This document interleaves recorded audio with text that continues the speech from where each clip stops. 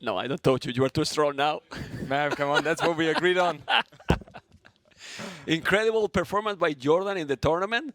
I was scared that you winning, but if you win 3-0, how is going to be the cast now? It has to be a 3-0 as well with the casting, right? We're going to kill it, huh? We're going to kill it. How's the feelings, man?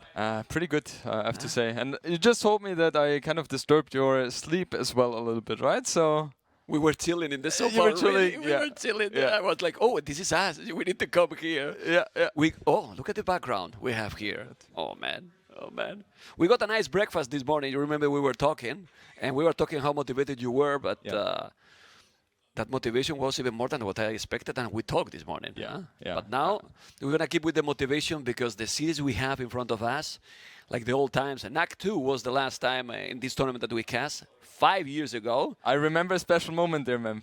I remember. You remember. If you don't know, guys, we reached the 10K for the first time ever, and during that series, we got a $10,000 donation. And Jordan and me, since we are so focused, we noticed it 1 hour later. Was it 1 hour? I think it was even more. Chat was exploding. People was like, focused. These casters, man, they're greedy. They are not happy because the donation is not for them. They don't say. And we were like, you remember, we were like, what happened here? And then Matt Salsa came with us to the interview. It was an epic moment. Many people might remember that. But are we going to remember the series we have in front of us, TheViper versus TaToH? Amazing, right? I think Viper right now, second best player of the world. TaToH, for me, third best player in the world. So it is going to be a banger. Best player in the world, TaToH? Third. Third. Yeah. So, TaToH, for me, has always been around number 5, but it felt like he has stepped it up recently. So first? Kind of, kind of. No, has to be Herman, right? Next question, Yeah. Thanks. But yeah, the maps, as you can see, we have Arena, we have Arabia, Enclosed, Fortify Clearing, and Shoals. And it feels like, these are very tricky maps, and both players are kind of known to enjoy that. We are already in game number 1, TheViper versus TaToH with Chinese versus Vietnam. And with those civilizations, you're going to tell me what you prefer here. Let's check right now Chinese civilization. So Chinese obviously starting with, in these settings, 3 villagers more compared to the standard civilizations. And additionally, they start with minus 100 food. So the start is extremely awkward for them, as you have to put everything on food, and obviously your goal is to minimize the idle TC time as much as possible for the Chinese.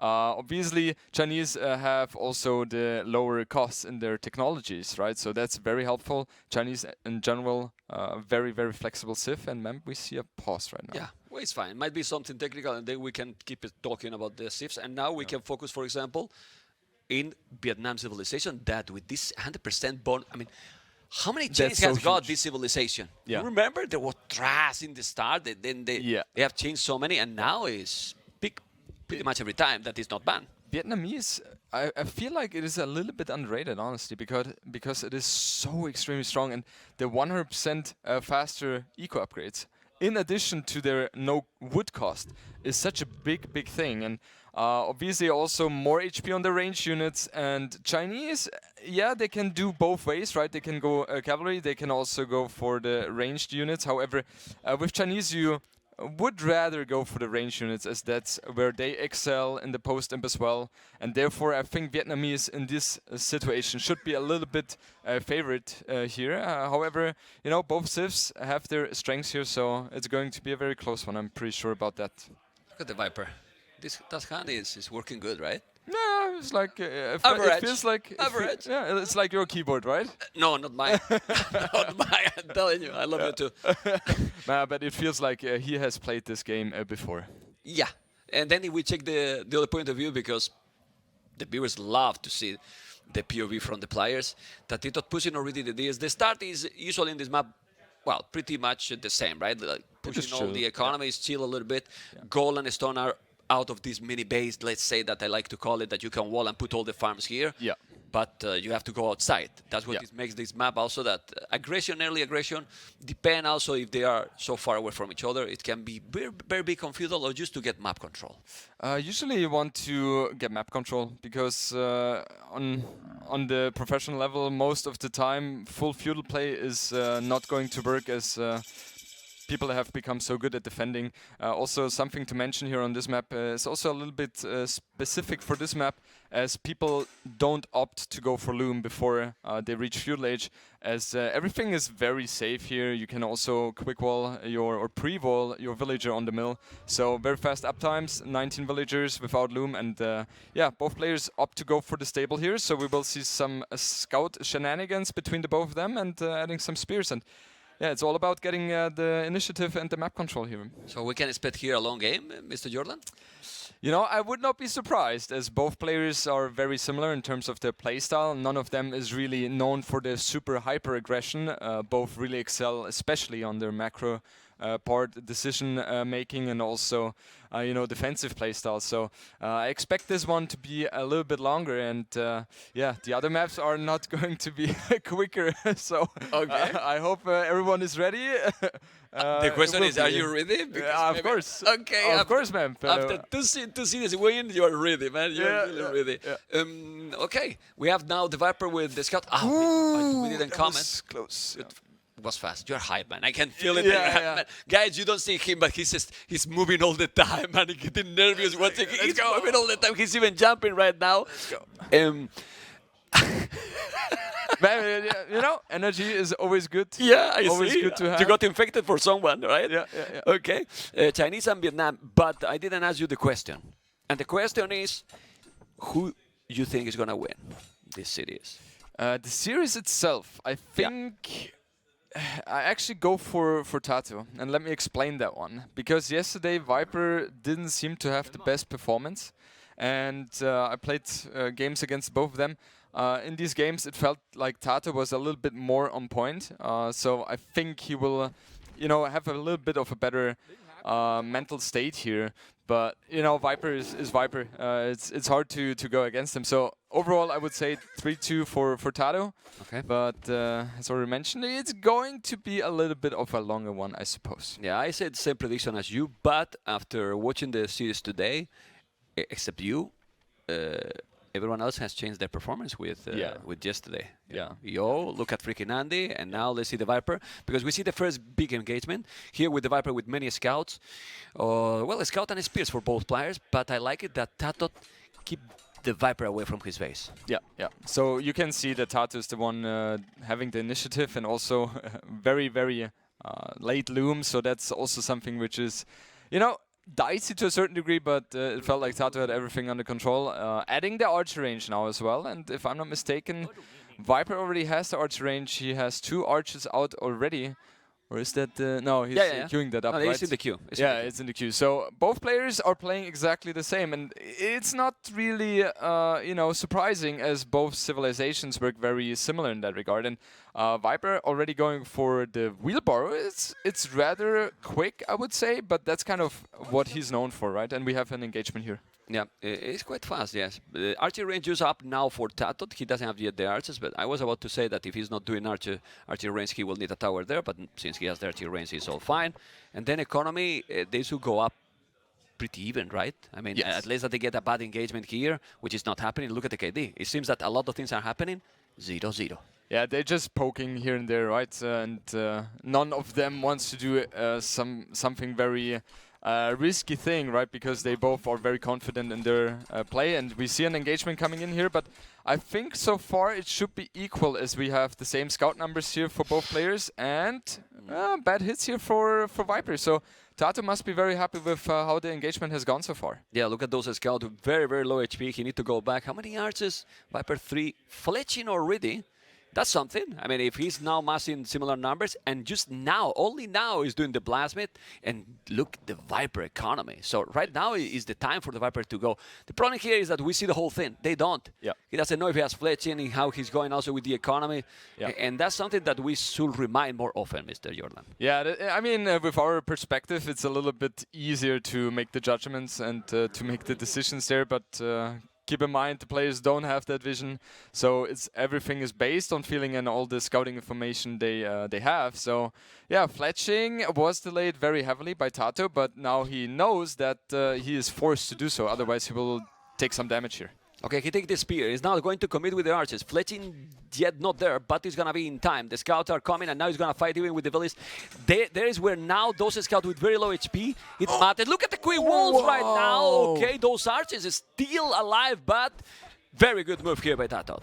That was such a good move, because there were 4 archers here about to escape, but TaToH said, no, not in my house. If you enter, you are not allowed to leave, and that's exactly how he managed to get those 4 archer kills. And yeah, I mean, TaToH is on point. He's showing that he's ready to play here, man. He's really, really ready with the micro, but TheViper is ready with the macro. He's on the way to Castle Age already, not too far, TaToH to click up, but, you know, I mean, depend how much army you have, and if you're going to get some upgrade in time, 1 minute can be a lot. Yeah, 1 minute can be a lot for sure. The good thing for TaToH is that he killed the initial archers from Viper, so the timing attack in the beginning of Castle Age is not going to be as strong as it could have been for Viper. So that was very good for TaToH here, and we can see both players are adding the second archer range, or has been added already. And as the game gets longer, we see both players, you know, their heart is pumping a little bit more as, you know, there's a little bit more things to do in Fuel Age and Castle Age, and pressure's on. Do you have the watch properly connected during their series? We thought that you were going to fall asleep. We're playing. I mean, 3-0 and it was like 6. And this guy's dead. Call an ambulance. Jordan, what's happening here? Anyway, with double archery range and more HP for Vietnam archers, isn't this better for Vietnam? In general, it should be favorized for Vietnam. And man, look at that. TaToH has a timing or a surprise attack here, and he's killing a lot of villagers here. And yeah, Viper has nothing to defend right now. Yeah, 2 villagers are down. Another archer is now coming to defend. The scouts are there. He's doing the damage. And the good thing here is that with the Viper being up quicker, as you mentioned before, it's not going to make too much damage. I mean, the army is going to be there, but I believe that TaToH has army to defend. Those archers still good. You see, TaToH has a lot of army at home. So I mean, if you get the Crobos and the Bodkin arrow, it will be fine. I think so. Yeah, and I mean, Viper will clean this one up here, and that's not a big deal for TaToH, as this was kind of a throwaway initial aggression here. And I love the way how TaToH has built up his base, right? In theory, unfortunately, he just is not in time with the cast stage as fast as Viper, and therefore Viper is capable of dealing a little bit of damage here. But TaToH has done a very good job here, not really losing any villager here, but it could change here. It is a little bit too dicey for Viper to jump in here, right? Quick walls and you lose all your army. Yeah, for the addition, he's just going a little bit. He's going back, hit him back, hit him back. He still have 1 upgrade more. He has the crossbows. Now he's going to have the crossbows as well. TaToH still has more army. And the most important, Jordan, the reinforcements is there. So as soon as he put 2 archers more out of those archery ranges, the Viper need to go back completely. Yeah, completely. And I think both players are going to be very satisfied with how that went. TaToH, as he was the defender, he didn't get any damage, so that was good for him. And Viper, you know, he was poking, he was hoping for a little bit of damage here, villager kill or something like that. He was very close to that, but it did not happen as TaToH was on point here. And we see a very interesting thing already. We see TaToH going for lead skirms already, so he doesn't really want to engage in those crossbow micro wars. I mean, Viper is one of the best in those, so I understand his decision. And also, their playstyle is so similar, right? It's very defensive, very eco-focused. Both have second wood upgrade. They have heavy plow. Wheelbarrow is in already as well. And yeah, very equal game so far, man. And with the advantage here for Vietnam that even if Elite Skirmers is an expensive upgrade, since you don't have to use wood for bows or heavy plow or anything, you are saving all those resources you can spend in something else, like this case is skirmishes, and now how the Viper can do damage to his opponent. He's doing Elite Skirmishes as well, okay, but he doesn't have the numbers with the skirms. Well, he will eventually, but you know, who has the advantage here? Ballistic for TaToH faster than TheViper. That Viper has the university. Yes, he has. There it is, but no button yet, Mr. Jordan. And ballistics right now, it is obviously nice. However, it's not the most important upgrade to go for, right? It's not like you have 10 crossbows against strength crossbows early cast age where everything is fragile and it is everything about winning the crossbow fight here. Yeah, so TaToH with the second Archer armor upgrade, Viper has that already, and he's just trailing behind in terms of the ballistic upgrade for 15 seconds there. I mean, the game cannot be closer. I mean, look at the population doing all the armies, going for the same army, the same approach, but right now the Vipers who have a lot more army is gonna take so many units here. The Snake with also one Knight to kill those skirmishes. He took a lot, but even like that, army numbers still so close. Is Viper gonna notice this? He will. The TC is there, so he shouldn't lose pretty much anything, Mr. Jordan. Yeah, it's just both players are trading here just a little bit, right? But nothing really crucial has been done here in terms of the damage. And also both players are going for skirms is kind of an indicator as well, saying, hey, I'm fine playing the long game here. I feel comfortable there. And I just want to defend with those skirmishers, get into the Imperial Age with a very healthy economy and take it from there. But it feels like Viper is always trying to take a little bit more the initiative here also on the right-hand side now. Okay, I see some micro there, but 30C, he's coming to the right side. The Viper is going to achieve something. He has some army here. Let's see, because he's quite a lot of army together, while all the armies is spread from TaToH, that he's attacking at the same time, taking some value with those units. He put him away from the goal, so he needs to go for another goal. I don't know if he can see that goal at the bottom close to the TC, but we will find out in a moment. For now, there is a battle. He can see this. Yes, he can, and with the Chinese even more, of course. Yeah. All right. Yeah. Population is still the same. I mean, they both are killing each other, units. It's incredible how close that game is right now, right? Both at 63 villagers, we have both with 18 or 19 armies, so it couldn't be closer right now at this stage of the game, and that's just a perfect example of how close both players are, and you know, the playstyle are very similar there, and yeah, it feels like Viper is getting a little bit of initiative here at TaToH's base, and he's also defending very nicely with the Knight at home. So right now, I feel like TaToH is a little bit behind here in terms of map control. If we take a look at the relics, none have been collected just now, and Viper usually likes to do that as fast as possible. So it kind of really shows that he wants to focus on different things right now. Okay, and as we can see, population now is starting to change. It's increasing. It's increasing quite some in the last 2 minutes. More villages for the Viper. A lot more army now for the Viper as well, who is cleaning at his base. At home, he still have some army that is bringing back now to get all together. And this amount of army now is scary. All together. Right now. Guys, Jordan is so hyped, man. Jordan is so hyped. Never seen this before to Jordan. This is not a smiley face. It's a hype. Party face. Yeah. Okay, Party face. Billy, bring the new casters. We're going. Yeah.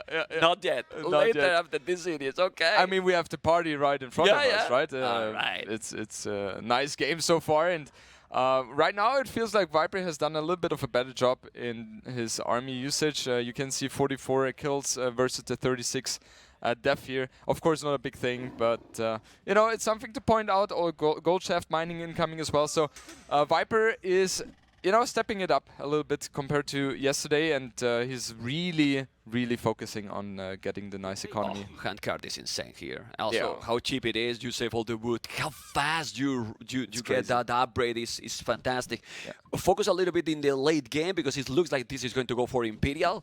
Yeah. What do you prefer here, China or Vietnam? Because Vietnam having bombard cannons as well.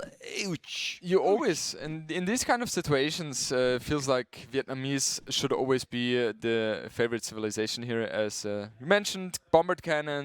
They also have Imperial Skirmisher, which is such a beautiful unit, especially if you fight against a ranged civilization, which Chinese is. So I think Viper needs to play a cast age aggression. He goes for Bloodlines right now. What I would like to see for him right now is more stables added, go for +2 armor, and really put on the pressure as much as possible. Siege Workshop, ideally also a castle as a follow-up. But yeah, Castle is at home, as Vodka is showing right now. The stables are there. Yeah. With the castle, but very far for doing any damage, and Siege Workshop doesn't look like an option right now. Oh, he took those farmers, or he deleted? I think he deleted. I think it was a deletion. Not sure, but yeah, I suppose. I think he deleted. Population got closer again. It got closer and closer. 124, 121 is almost the same. How about the resources? Oh man, that Vietnam economy now with the hand card is looking healthy, really healthy. But 40 farmers for the Snake. And the Snake is not, well, he's doing now a couple of knights. But do you think that he should go heavily in Castle Age? Keep booming a lot, but a lot of farming, he's doing that, right? Uh-oh. He's going for that. The Knights need to... Ooh, the Mangonel. The Mangonel, if he TaToH, he can make a good shot, and I think he might do the job, but the Viper reacts accordingly. Really nice. He's taking out the Mangonel. He's avoiding the second one, and with the Knights and the Skirmishes, he's pushing back. And look at the stone. Jordan is not only on point playing, also with the casting, because Chain Barded Armor is coming, and a castle probably forward from the Viper. I just hope to see that, right? Because initially his plan was with the castle on the left-hand side to defend that area and then focus everything on the right-hand side. However, he is a little bit late, right? And we see Imperial Age incoming for TaToH so far. So, yeah, it was okay for Viper, but he has not dealt the damage which he was originally planning to do. And right now, TaToH, you know, he has the skirms in the front to tank the shots from the skirmisher of the Viper. Then also the range or the crossbows from... TaToH behind to kill the Knights, but yeah, this is obviously a nice find, Mem. Yeah, he's trying to deny the castle, and I think he will, because those units has Botkin, he has Ballistic, he's doing the castle. I was about to say, you know, to say, it's called that. It's a chicken, man. It's a chicken, Jordan, man. I mean, I know that you love the Viper. I love the Viper. Everyone loves the Viper, but push that castle forward a little bit. I think you have to, right, in that Civ matchup, because Vietnamese is always going to be strong here, and I just think, like, you know, Viper has played Chinese quite some time in his life, so usually a little bit, right? So his usual way of you know, just playing this way is light calves. You have skirms or arbalists, depending what you go for. I guess Vietnamese, I guess it makes more sense to have skirms there, and then Seatram. Seatram is going to be the most important unit here for the Viper, as you know, Vietnamese, they don't have access to them to Seatrams themselves. And with siege jams, you can really force the issue.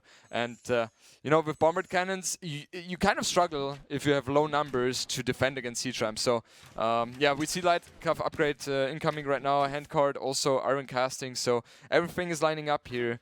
Let's see what Viper will be able to translate, because his opponent is up faster. Yeah, but he has all the upgrades, and right now, the Snake, 61 farmer. Yeah. There's a lot of farms to go and really aggressive, and now he's gonna try to commit before he's doing the upgrade. This is exactly what he needs to do. The castle is close, and TaToH knows that's why he's trying to split those units and send into the castle before he's getting the upgrades. But man, I think this is a very nice battle for the Viper. Don't know what you think. 100%. He was able to clean so much army from TaToH before the upgrades really hit in there. So beautiful timing here. TaToH has done a little bit of a misstep here, being out in the open without any protection here, and also very important chemistry hit right away upon reaching Imperial Age from TaToH. So he wants to have access to the bombard cannons. In theory, also bombard towers could be an option here on enclose. Not too bad actually, and yeah, obviously adding extra damage here for. What's happening? The relics for the Viper. Whoa! 5 relics. Whoa. 5 relics. Yeah, we that's miss huge. it. I mean, when he's doing all these, all the upgrades, all 5 relics, and this is then the nice question. I know that he has halberdiers, but the Viper need Cavalier, I believe, because with such amount of army. Imperial skirmishes, like Cavalier should be the way to go. Population is still higher for TaToH, but 5 relics, how this happen? And now that engagement here for the Snake without upgrade, without +4 or anything, and he's taking a lot. Look at the military numbers. The Viper is housed, and he will be otherwise 200 population right now. Yeah, that's just so good for him. And also now the Cav armor is coming in as well. So it's such an important upgrade for any unit, right, or for the Cav unit if they are fighting against the range units, because now we can see even the Imperial Skirmisher are just shredding those cavalry, because they don't have the armor upgrade. It will soon change in 45 seconds, and you know, with the cast on the right-hand side, Viper has. He, I suppose, did not expect that TaToH is going for the raid here, and that is a nice idea. However, it's not gonna work, man. It's not gonna work. No. It's wall, and I think Viper is also nice with the quick walls as well, so he make all the houses. The +4 is not yet there. If he was with the +4, I think he will clean everything. He's very close to do it, even without the +4. But he's not gonna make the damage. As you can see, he's also trying to raid. The castle in the north for the Snake, I like it a little bit more. Like a lot more now from the Viper. As you can see, Vodka put it out there. And if you make the traps now, it's gonna start to get the map control. It is so essential for Viper right now to get the traps out as soon as possible, pump them out, because you need to force the issue. You need to trap down the castles, especially we just saw Retina Archers, Elite Retina Archers was being researched. So TaToH is really about to go for a very strong unit composition, which Chinese is really struggling against. So Viper is on the timer here, and he needs to enforce the issue. 200 population. The good thing here is that with the Cavalier upgrade, and right now it's not so many knights, it's 13 knights, but how many spears? It's a spears what he got, TaToH. He got 0 spears. 0 spears. And 0 upgrades in the infantry. So if he's going now with Cavaliers and Trebuchet, how do you stop that? And he has already 3 on the field. Yep, so that's very late for him, and also a big blunder in my opinion. Okay, so the village account was 155 for TaToH, so that's also a bit of an overboom. He reduced that number to 140. I still think it's a little bit too much. You want to be around 120, 125 in these kind of situations once you're maxed out. And yeah, army advantage clearly for the Viper, 72 against 46. It feels like Mambi he's also the one with the initiative, right? So that's where... Oh, the traps, the Viper, what are you doing? Sorry, Jordan, but he's hitting the castle with the trebuchet, okay? He lost one, almost losing a second one. This is how difficult it is to manage everything at the same time. But even like this, he's cleaning quite a lot of military, Mr. Jordan. Absolutely. I mean, that with the traps happened to me a couple of times already as well. And now we see the most important unit for TaToH here, the Bomber Cannon. Bomber Cannon is so good at just repelling the trebuchet there, but the problem is TaToH's army is not really where it has to be now, and the 2 Bomber Cannons went down, and Viper doesn't have any hurdle or obstacle anymore to take down the northern castle, and from there also being able to push. He needs the siege ram technology though. That's going to be so helpful for him. For people that is watching, you might wonder why you are hyping if the Viper is behind in the score. He's behind in the score because he's losing more expensive units on Cavaliers, but right now he's taking the castle, he's taking map control, military numbers is in his favor, population is still ahead for TaToH, so that overboom that you were talking about, by the way, Jordan telling that someone is overbooming when you make 150 villas every single game. No, really? Well, when you let people go to Imperial, not today. No. I didn't. Okay. Maybe.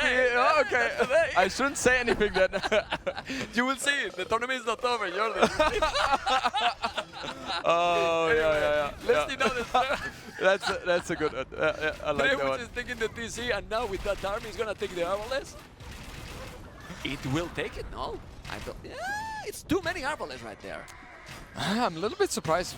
I mean, how many castles does TaToH have right now? I guess only this one remaining. Oh no, he has 2. So he had the Elite Retina Archer technology completed. However, he's not really producing them too much. More the focus on Arbalest, and that kind of tells that his game plan was a little bit, struck by Viper's aggression here. Oh my God! I mean, do you think the Viper listened about the chicken castle? Look at the castle he's trying to do now. I mean, he wants to take revenge here, man. Yeah, okay, he deleted because he see the castle. All right, now he keep coming. It's only 113 villas. Look how much army the Viper is doing with, in quotes, so little villas. Yeah, absolutely. And that's the scary thing about playing against the Viper, because the spot he is right now, you can also kind of take a glimpse at his heart rate, 50 only. Like, feels like he's 100% in his comfort zone. And very chill, right? So this game, GG. GG. It was such a dominant performance by the Viper. And man, it was, you look at the game, you rewatched it, and you can ask yourself the question, where did it go wrong for TaToH? Because the game was throughout the entire time so close, and all of a sudden we see Viper taking good engagements, therefore able to snowball, therefore able to get the map control, and that's what he was capitalizing on. Did he needed infantry? He was missing infantry. Maybe Imperial skirmishes was not needed because at the end the Viper was having the mostly cavalry. You need to have a little bit of halberdiers against the Cav for sure, and it felt like the Imperial skirmish attack was way too fast, right? TaToH went forward with the skirms on the southern part, kind of suicided them, and it is a very expensive upgrade. I think around 800, 900 resources. The people are a little bit smarter in that regard than me, but it is. To me. It is expensive, right? And that is also a showcase how important very small details on this high level are, because 800 resources gone, not being able to invest it somewhere else, and to do anything, because what he achieved with that. Yeah. Maybe he was expecting more chukunos and so on, but he was going with a lot of cavalry. Very strong performance today. I couldn't watch the Viper games. Did he play it this way yesterday? Yeah. No. I was told it was not. I was not watching the games as well because I was sleeping. Okay. But yeah, he said himself he was not 100% in terms of the focus. But we can see right now that is as focused as Viper can play, and he showcased that. And you know, when I have to describe those games or the situation, it felt like Viper was decisive in what he wanted to do, and TaToH, with Vietnamese, you have so much different options that he didn't have the decisiveness in him, and that can cost you the game. That was doubt, guys, passing here. You know, it was doubt. He gave me a smirk. Is it called smirk, ma'am? I shouldn't ask you for English. Don't ask me. I mean, don't ask me. It is, I can ask you for Spanglish. It is. Yeah. Man, Jordan, why do you not know, right? Stop trolling me, man. Anyway, we're gonna see now what. Oh, we have already. 40. I like it quick. This is usually fast games. 25 minutes if you want to go to sleep, right? 15 minutes. Yeah. Okay. So double guys, ras and game over. Yeah. So usually on this map I think we have never seen a game going over 20 minutes here. So this is going to be a very quick one, and I think, you know, Hindustanis against Burgundians. Burgundians usually that civilization that tries to capitalize on the early economy upgrades and plays for the long game. But as this map usually doesn't go long, you know. The last time that TaToH played this map was in the Middle East tournament. That was exactly NAC5 settings against ACCM. Yeah. TaToH was 2-0 leading those cities, and he lost this game after, ladies and gentlemen, 3 hours of gameplay in this map. So there was a game over 20 minutes on this map? It seems so. Okay. It seems so. Okay. Well, I mean, Civilizations was Burgundians versus Hans. Yes. ACCM went with the Hans, but Hans is not Hindustanis. I believe that Hindustanis is even better than Hans against Burgundians. Or not? What do you think? I think it is very tricky, and I have the feeling that both civilizations on these close maps are very, very similar, because with Burgundians you have the... Okay, let's talk about Hindustanis first. So their villager costs are reduced, right? -8% in Dark Age, -13 in Feudal Age, and blah, blah, blah.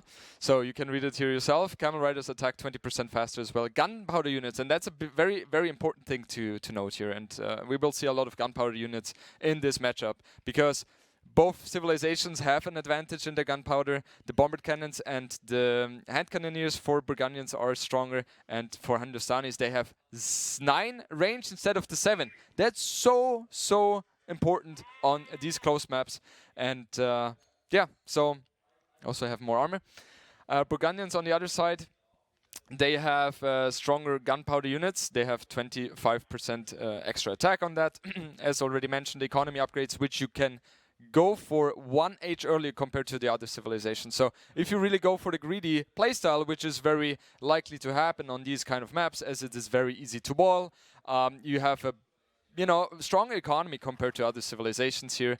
Also very nice for these close maps is that the stable technologies are 50% cheaper, and the stable technologies are important as fighting for the relics with light calves is just a normal thing to do. And yeah, both players, they go up very fast. We have 19 population versus the 20 for TaToH and Viper. So Just a little bit of a difference here. TaToH with the wall already, so he doesn't want to have any shenanigans whatsoever in the back of his base. And Viper very confident. He has everything open. But usually it's unlikely to go really feudal aggression here. Maybe you can send some militias, or some people has gone with some scouts to get some map control and they still get very, very quick up. But other than that, is to go for castle approach, right? Yeah, most of the time it is castle age play, as it is rather easy to wall. And if you, we actually see Viper going for the stable here. And is that surprising to you, man? He's going to scout them. At least the Viper, when we were talking, he's going to go scout, but that's going to be a villager down. There's no loom. He's going to quick wall. No quick wall. Oh boy. Beautiful pick-off by TaToH, and he knows exactly the way Viper likes to play those kind of maps, right? And we already see him in the point of view. He is active, you know. He sees the skirm there, the spear, obviously circumventing that one, and he tries to go for another kill here, man. And we still don't have loom here. Is there a quick wall coming? No. But the spear is here to defend, and yeah, TaToH doesn't even focus on that anymore because he knows Viper is not going to have a slip-off here. Now we are on the Viper POV. Okay. Okay. The microphone a little bit. Now it's fine. Okay.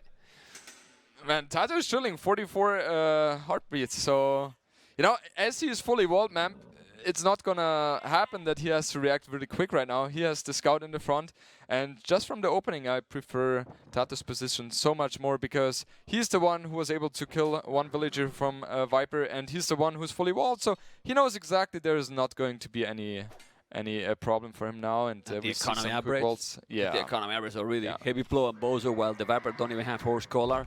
I mean, he has the cheaper villagers, all right, but yeah. For the really late game, which one do you prefer? Because we were talking about the hand cannon raise with +2 extra, but also the siege having siege engineer can be massive. It can be massive. However, I prefer Burgundians here because the combination of hand cannoneer, halberdier, and paladin could be very, very strong here. And Hindustanis, they kind of struggle against that combination, right? Depends very much on how many camels you're able to get with the hand cannoneers. So for Hindustanis, you play camels plus hand cannoneer, and for Burgundians, you have paladin, hand cannoneer, and halberdiers, with obviously both civs with the bombard cans. Sounds like too much gold for Hindustanis to invest, right? Yeah, Like, that's a lot. Right? Anyway, this map got, remember, 9 relics, 5 in between the players, then usually another 4. Well, 2 on the left, 2 on the right, maybe 3-1 distribution. Right now I see 3 on the left and 1 on the right side. So important, the relics as well. Imagine one with 7-2, for example. That would be devastating for the player having the two relics there, because especially thinking about Burgundians, you want to challenge them getting those relics, because they don't only get gold, but they also get the food trickle. I think it's called trickle, but yeah. So yeah, you want to fight for the relics, right? For sure. Okay, let's do the market now. Now the question is it easier to wall yourself and just go directly to castles and to avoid all this? I mean, it's possible to wall here. It is possible, right? And we see a lot of players have a different approach to that one. The GL guys usually go for a little bit of faster fuel age and then play it safe. Other players like to go for the castle age. So I'm not really sure what is the best approach here, as investing into early walls as well to keep you safe while going for castle age can be hurtful for your economy. So it's very hard. Which one would you prefer? The one that you prefer too, but you keep it now. Now you are not GL, so now you keep for yourself. Exactly. I will tell you in private. Okay. Yeah. I think fast castle. Obviously, if you get some damage, but fast castle here seems to be really doable, and then you can have a second TC quite fast. Yeah, exactly. So, I mean, we see it a little bit now that two approaches are a little bit different, right? We see Viper opting to go a little bit more investment into the army. Gotta keep in mind, Hindustanis have a little bit more attack on their scouts and camels as well against buildings, so you can force the issue a little bit more here. But you know, TaToH obviously too good, and if we take a look at the resources, we see Viper up faster. Yeah. I mean, at the end, the longer the games go here in Feudal Age, the most you are saving with the village discount. So it seems that this worked very well because both are having similar military, even more scouts from the Viper. So just look at the army numbers. What happened? Did you see the facial expression from the Viper? He realized right now that he didn't have horse color. Okay. He realizes now, and it was like, okay, that was a mistake by me. He obviously notices now, goes for it, but it was definitely a blunder by him to not have horse color. It was not intentional, guys. Yeah. And we take a look at the resource collector right now. There's roughly 500 more for TaToH, so it's not surprising, Memp, as you know, with the early economy upgrades. TaToH has with Burgundians is obviously very nice, and we have Heavy Plow and Bosa for him already, so he is going to be cruising for sure. Because in this map, Jordan, when you are going for the long feudal, you want to make the horse collar, right? Oh, 100%. Like, you save is you go for the fast castle just to go and make in the transition, but that's it. So now he will have to remake the farms much quicker. And now what? Do we going to see the standard in this kind of maps? We are going to go for the relics? Yeah, they will. They will go for the relics, they will boom, and then they will try to get the position in the middle, because in these closed maps, it is so much about the position on the map, and the closer you are to your opponent with your aggressive buildings, the more you can dictate the game, the more your opponent is forced to defend and react to what you're throwing at him, and therefore that's going to be a big thing. And Memp, we see 2 monasteries here for Viper right away, so you can really see that he's putting a lot of focus on the relic gathering instead of you know, expanding his economy of TCs. Well, with 9 relics, you can imagine. How many relics can see him, Mr. Vodka? Can we see the Viper POV to see how many relics can see it? Let me just check. Okay, he didn't explore. Well, the middle is he know that there is 5, so I was more interested about in the set. He only see 1 actually, so yeah, that's not a lot. And sometimes you have 3-1 situations, sometimes 2-2, right? So it is a little bit harder to get the intel about the relic position on the outside. I mean, the middle is clear. It's 5 there. Obviously, the position is always going to be altering a little bit, but you can kind of guess where the relics are. And we see Husbandry for TaToH. Love that upgrade, especially on these kind of maps. And we see among, you know, getting rid of a few light caps, but there were 2 other ones ready already. So Viper was very careful here, so that was a good play. And yeah, second TC being added now by the Viper, and let's see, Memp, how many relics he can get, because in the middle, I doubt he will get anything. Yeah, I mean, let's see. We see how, well, he has 8 light caps, the Viper. So in theory, he will still have the advantage, but all the light caps are out of position. At the back of TaToH base. Yeah, they kind of attack in the backside of TaToH. I don't think there should be a conversion, right? There's no way. Okay. Yeah. That would have gotten converted right now, and he would have been very angry about this game. We see a relic attempt gathering here by Viper, and he is on point, so he will be able to get that relic. I don't think TaToH is in time here. We see him jumping, however, TaToH not really able to stop the relic from getting into the base of Viper here. Yeah, well, he got a camel. Now that light cat is kind of stuck with the camel, you might be able to clean that light cat easily. And now he's coming back from with the light cat from in the north, doing the 30C now. But TaToH boom with 7 villages more, 8 villages more in 19 minutes. It's on point. Absolutely, and also got to focus on, or mentioning that Wheelbarrow is already in for him as well, and Wheelbarrow takes around 3 villagers, so he has a very healthy lead in that regard. But you know, it's not something Viper is going to be surprised about, as adding 2 monasteries, especially then against the Burgundians. You know you're going to be behind. However, for Viper it is more important apparently to get the relics. He wants to have at least 7. Right now he has 1. TaToH nothing so far.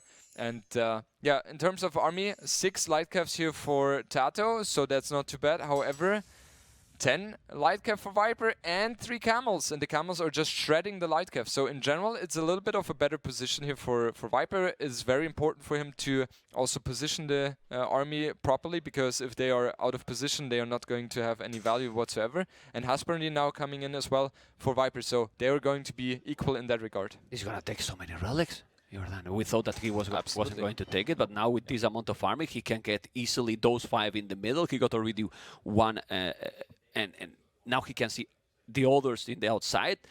this is dangerous. TaToH has to do something. I mean, he has now a lot of likes as well, but you need to go now, or he's gonna take it.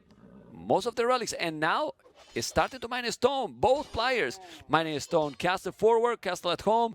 Well, depending on how much army you got alive, I believe.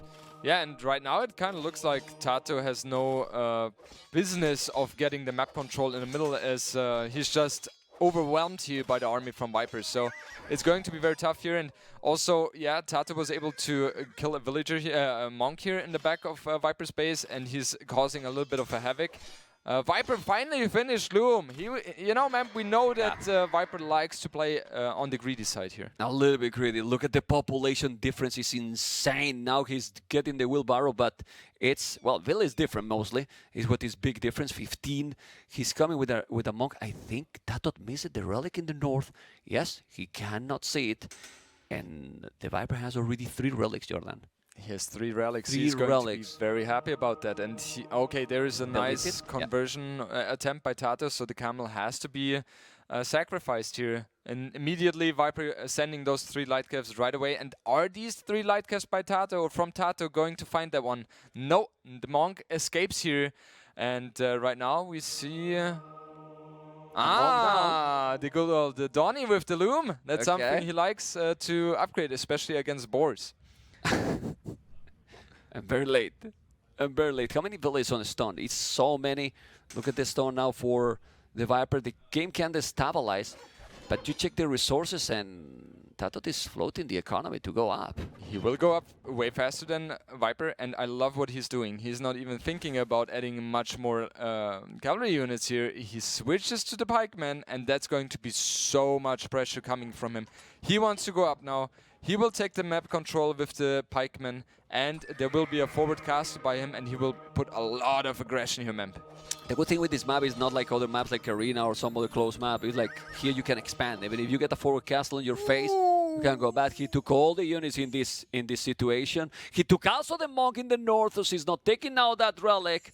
And the Viper might get 4 relics, but I think TaToH at the end is gonna be more or less fine. In the middle, I think he's gonna take another relic. Yeah, I think there. Yeah, there you go. This is the number 5. Sorry, and he's bringing another. Is six relics for the Viper, I believe, when he's finding this one, and he's gonna find it in a moment. It kind of looks like it. There is an attempt in the middle to prevent Viper from getting the relic, and he was successful in doing so. TaToH was. However, the pikemen are being shown right now, so TaToH is, you know, showing his cards. And I'm sure Viper knows exactly what is going on. He needs to get Imperial Age as soon as possible, because there's so much aggression going to come from TaToH. We will see bomber cannons, hand cannoneers, as mentioned earlier. And Viper, he needs to, you know, try to be competitive in that regard, because if you're 3 minutes behind, you're going to lose. No matter how good your economy is compared to your opponent, no matter how many relics you have, you will just lose because of the big force TaToH is going to throw at him. Okay, let's see. The Viper will have the resources, but I don't know if he has the buildings to go up. He has the buildings, definitely, and the castle is going to be there. 3 minutes. He should do some gulams. I don't know if he can see that castle built. He's going to do some more army from there. No, he cannot see the castle. He cannot see it. The pikes are defending, and the castle is in a perfect spot. With that difference, with 2 minutes, he's going to be able to take that castle down. He will, right? He will take the castle down. If we take a look at the resource collected, we have 4,000 more for TaToH at this stage of the game. That's kind of like 20%, right? So that's absolutely good for him. And he doesn't really care about the relics right now, because he's fine. The villagers are working as well. You don't necessarily depend on the relic income. And we see 2 archeries ranges being added here by TaToH. So chemistry is going to be the first technology from him in Imperial Age, and exactly we have the confirmation here. And yeah, Viper, he has to make a lot of different things now. He has to go back with those relics and send them into a different monastery in the back. He has to move his economy a little bit more to the sides. He has to find a way to make a better fortress in the front in order to buy himself time, because TaToH is going to push very heavily right now. Yeah, he can move at the back. He can expand. No, he has to expand, right? It's not that he can. He has to expand, but I don't know if he's going to have time, Jordan. Population say that he's clearly behind. He's more than double the army for Burgundian's player, for TaToH. and 20 pikes. What army he has now, the Viper, to compare that? Yeah, he doesn't really have anything right now. He is dependent on the chemistry, and we see him doing fletching. What is he going for? I don't see him doing skirms or something like that. So he has to buy himself time to go for hand cannoneers himself. So that will take a lot of time. He goes for botkin arrow. That confuses me a little bit. He needs chemistry right away. Does he have a university? He does. Chemistry is incoming. 1 minute 30 seconds. He canceled. No, he didn't cancel Bonk. He's doing use the armor as well. So what is the plan here? Hand cannoneers, bombard cannons. Yeah. That's what he wants to go for. He's trying to buy himself as much time as possible because right now that's where Burgundians shine the most. They were playing very greedy. They have the initiation, of course, but Viper's game plan right now is clear. Buy time, expand the economy on the sides, protect them with the castles, and just get as many hand cannoneers and bombard cannons out as possible. Try to hold, and then adapt. Yeah, maybe even wall and fortify the walls. You if have you to. ask me, you know. Yeah, you have to. I wouldn't even make the gate. That the gate is usually weaker. They go down faster. He should relocate the relics at the back. Well, he has the relics actually at the back in that monastery at the back. But these hand cannoneers from Hindustanis, if he's doing the upgrade, oh boy, Mr. Jordan. So this time his buy-in is crucial. He take also a monk there. The hand cannoneers are coming. But fortified walls, he's going for those. I mean, you need to go back. Just look at the castle he did in the corner completely. He's trying just to extend the game as much as possible. If I was him, I will do even more walls. Just get time. Don't let that. Even if you lose a couple of villages there, just go for more walls. Buy time because the camel and the hand cannoneers combination is pretty strong. I will wall that more. Yeah, absolutely. I mean, Viper has experience in Rage Forest, right? You need to buy yourself time as much as possible. However, the fortified wall is not really beneficial for him at all because at the moment it completed, the gate went down, and Memp, you talked about it earlier. You would have built a gate, not a gate there because it's weak, and that's exactly what we see now. However, the Viper with the hand cannon is ready now, and he does have the +2 range already. He has already? That is so comfortable for him. And TaToH cannot engage against that. There's just no way because he's always going to be outranged. That's kind of like Britons against any other archiciv. Yeah. So Viper right now, he has the tools to defend. Yeah. So now we have to go the extra step. And we see it right now. TaToH already preparing. Paladin upgrade incoming. However, if we take on the other side, look, Viper is already ready with the heavy camel, so he knows exactly what his opponent is going to go for. And man, we are reaching a stage where both players will have the units they really want to go for. If we take a look at the population, better for TaToH, no question about it. But if he allows Viper to get more time here, it's always going to be better for Viper. Yeah, and if you think about this, he's doing the Paladin upgrade, but it's not like you have 20 knights. He's doing now the Cavaliers, and he has only 7 more in the queue. I don't know. He need to rewall that area. I don't know if he's going to rewall. He need a second castle. Relics is still 4-3, so they are missing 2 relics that I don't know where they are, to be honest. Putting them back. Okay, he moved it, right? So he has 6-3. Yeah. No, 6-3, no, 4-4 is going to be 5-4. Then it's even. Very, very even game. Well, one of those crazy games that we want to see is going to be a very long game, or this 200 population when he get all the upgrades. TaToH is going to be able... Ooh, I interrupt that argument because he denied that castle. Yeah, that's a important one. Very important, and Viper knows exactly that there's some ambition here for TaToH. But anyway, we have a big fight about to come. We see some good bombard cannon shots, and Viper is kind of forced to go back here because he doesn't have the army numbers as of now.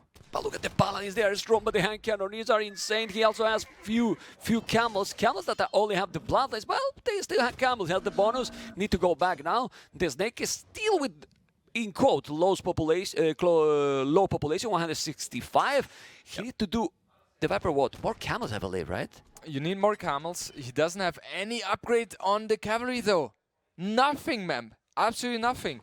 And TaToH on the other side, he's cruising with his upgrades on the cavalry. So Viper right now, he's just trying to buy himself time. That's all he's doing. right? He's fine if TaToH doesn't engage. And TaToH, I feel like, is giving Viper a little bit too much time. Siege Engineers incoming, super important here for Viper. That's the benefit they have compared to Burgundians. And Halberdiers incoming now for TaToH. So, ooh, oh boy, oh boy, oh boy. Well, but imagine that the Viper can reach, obviously he doesn't have the resources, but imagine that he can reach now the Imperial Camels. Imperial Camels and hand cannons. The Bombard Cannons almost killed it, but he didn't. And now he's gonna try to take that one. He's gonna move. His micro on the. Oh, he shoot a guy, and look at the HP from all the Bombard Cannons. You need to go back. Need to go back and repair those. It's almost down, all them, but they're still all alive. Yeah, it's just very, very dicey, right? Because the Bombard Cannons in 2 shots, they go down, and it is generally easier to micro 1 Bombard Cannon versus the 4 here. And yeah, I mean, Viper was able to sustain all his numbers. However, it still feels like TaToH has the map control here. Yeah, but Trebuchet, it's down. He's gonna make another castle at the bottom left corner, so he cannot really get raided, and the Viper is gonna focus probably in the middle, but he needs this castle. He's gonna make it. It's too many villages. Too many villages. With those 2 castles, he's kinda cover if he's defending against some siege. Problem for the Viper. The amount of army from TaToH right now is scary. 75 military with how many paladins? Already scary as well. 27, 24 hand cannoneers, 16 halberdiers. That army need to go back from. Well, Viper doesn't have any army there anymore because TaToH clean absolutely everything there. But at home, he's holding pretty well.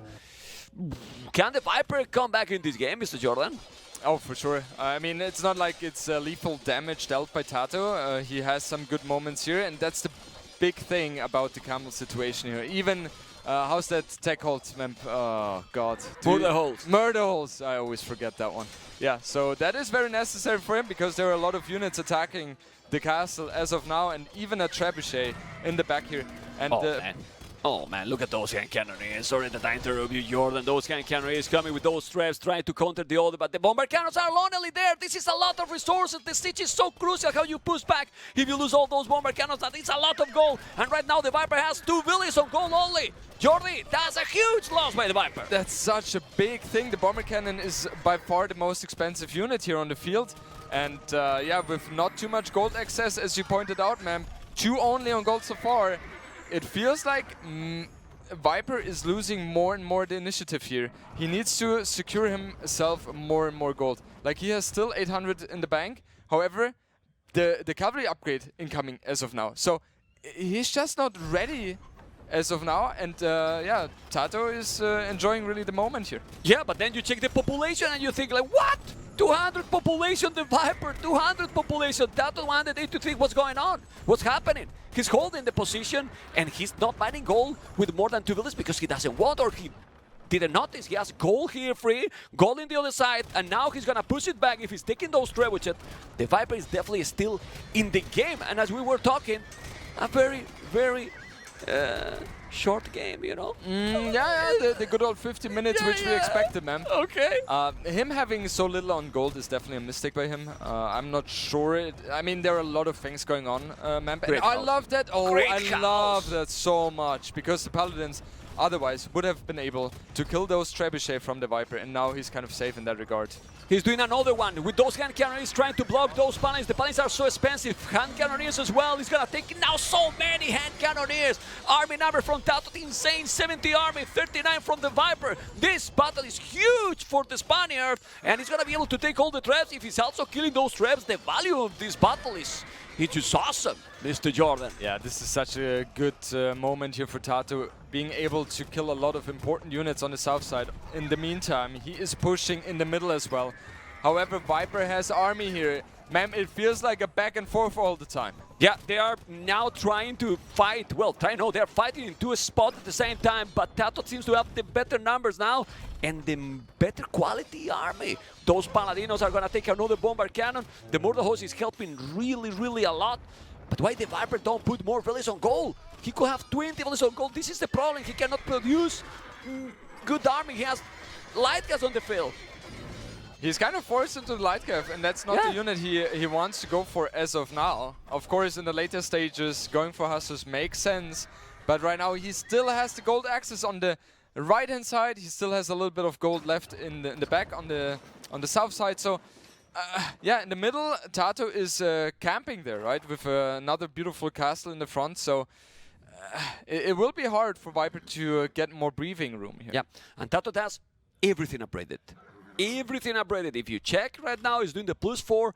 The Viper is just missing some very important upgrades in his army. Imagine those army, it's not even Imperial Camels, you know? Yeah. Imagine those units with all the upgrades, which is not happening. But there we go again, with the Camels and the hand cannoneers. Who is taking this battle, Mr. Jordan? I feel like it looks a little bit better for TaToH, as he has those 3 bombard cannons involved as well. That's very, very valuable. And he was not able to kill that bombard cannon. It was such a clutch save here by TaToH. The Camels are obviously doing a perfect job in denying the raid attempts by TaToH, killing those paladins with an ease. And we also forgot to mention Burgundians don't have access to bloodlines. Oh boy! That were very interesting. You know, you're gonna kill everything with that one. Yeah, is it intentional, man? What do you think? Well, you know, I was sarcastic already, so imagine. Yeah. 3 bombard cannons, 1 camel converted, the paladin, not a lot of army committing. He's respecting still the snake.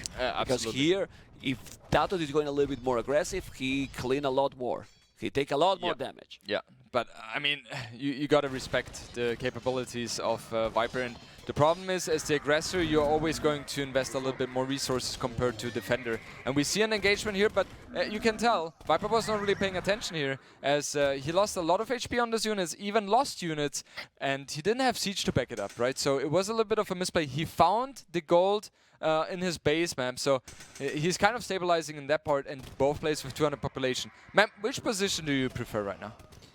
The longer the games goes, the better for the snake. Because of the relic advantage? Yeah, and remember, we forgot to mention that these civilizations give you 10% more gold. Yeah. So it's 10% more gold from the relics as well. Yeah. So it can be a lot of gold at the end of the game, you know. For sure. And now the Viper, it's mining 28 villages on gold, and that gold it is still there. Like, they have a lot of gold hussars as well. Let's say, I mean, not that they have the best units, but so much gold. Yeah. In the long terms, you tell me. The combination Viper in theory could go for is Hussar, they don't cost gold, and we see that upgrade, and we also see Imperial Camel. So that one is just shredding Cav units completely. So upon seeing that, TaToH, he needs to push with a Halberdier Cav combination. We saw a castle being attempted by, I suppose it is TaToH, but I'm sure he was able to delete it. Look at how much stone he has. He can lose if he wants. He can lose 4. TaToH would love to be in that position. Yeah. By the way, I mentioned the upgrade for Hindustanis, but Burgundians also with the Burgundian vinegar, you get also gold. Oh yeah. Which one gives you more? Yeah. I believe that Hindustanis one. It should be Hindustanis. If you have 60 farmers, I think it's additional 2 relics, if I'm not mistaken. So definitely more valuable here. That's also one of the reasons why Burgundians is so nice on these kind of maps here. And you know, now we reach a point where it's a little bit like a chess game. Yep. You don't want to commit too hard. You know, show your cards a little bit, tickle, and go back. Oh, that siege engineer here, Jordan, is massive. And Viper can micro the units a little bit. Yeah, he has done it before. But we see a really nice push here by TaToH on the south side. Viper was not ready for that. He still has 190 population, that's good. But he's losing a lot of ground here and a lot of villagers. Oh, that bomber cannon also hard. Oh, but what is he doing? He's taking the farmers, and now the castle arrow is taking so many paladins. The paladins are expensive. He still have resources forever. You know, he has resources forever right now, but TaToH is coming as well with... Sorry, Viper is coming with the Imperial Camels. He's cleaning now in the middle because both are fighting. Both are fighting into a spot, and it's so complicated, Mr. Jordan. Yeah, and the Imperial Camel is just a perfect unit to defend the southern part for Viper, because there are only Cav units from TaToH, and now the bomber cannons are pushing here from TaToH in the middle. However, the castle of TaToH is getting closer and closer to its death, and now we see something which Viper is not going to be happy about. Halberdiers and a few paladins. And they are going to be impossible to engage against, except with hand cannoneers. Well, there's some hand cannoneers, not so many. Still military numbers. Military numbers more for the Viper. Well, now the same. He's housed. He need to make houses because it doesn't have the 200 population. He's still holding in the center forever. Those resources are also incredibly important. Imagine that he's getting this castle down and then he get back that gold. It's the only gold probably left for TaToH. Yeah, right? I mean, it feels like it is, right? And he only has the... Yeah, okay, only 4 relics. It's not the biggest advantage here for Viper. Yeah. So yeah, 3 bombard cannons are in a very dicey position right now. One of them goes down, the second one could be close to dying as well. Clutch save here by the Viper, able to keep that one alive, but the Trebuchet will, you know, see its fate apparently. Okay, he's repairing the Trebuchet, it has 1 HP, it's gonna repair the Trebuchet or not, okay, he's repairing, he's not killing. So, okay, 2 HP, now holding here with Imperial Camels, has SARS, hand cannoneers, still a lot of bomber cannons, military numbers almost the same, population almost the same, who's winning the game?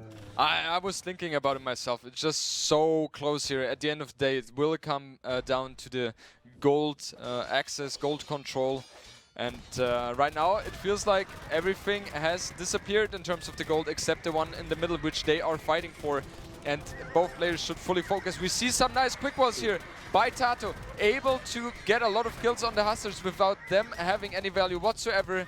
And this was a nice play here by TaToH. Really nice one. Don't you think that maybe he should have gone with the bomber cannons and hit into those cannoneers? But now this is a brutal raid here by TheViper. He's killing so many villains, but TaToH has done already that before. This castle is crucial.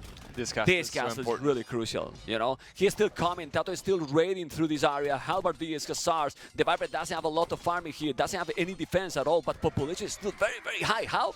You gotta explain me. I mean, both players are not the worst, right? So they know how to produce the units. They have a very healthy economy in the back as well. The biggest issue I see for Viper right now is that he doesn't have access to halberdiers. Oh yeah, but look at those bomber cannons hitting those hand cannoneers. Still TaToH with a lot of armies, 73 military. The castle is gonna be down or not? He's not being down, but here TaToH is killing absolutely everything. Absolutely everything. The population from Viper completely plummeting. Right now we have only 150 for him, while TaToH is close to be maxed out already again. So it will, it kind of looks like over time TaToH is just gaining more and more ground. He's playing very patiently. He knows exactly at this point of the game. Hindustan is really struggle against those raids as they don't have a gold income, and therefore with the camels you cannot go for those, as it is the perfect unit to stop the raids here. Okay, Burgundian seems to just don't die here, but TheViper keep going. He's still on 63 farmers, now 0 villages on gold, he's still 5 relics, so it's okay. He has sold quite a lot of wood, he is still selling wood. He got 1 minute ago, 2 minutes ago, 7,000 wood, and now he's down to 4,600.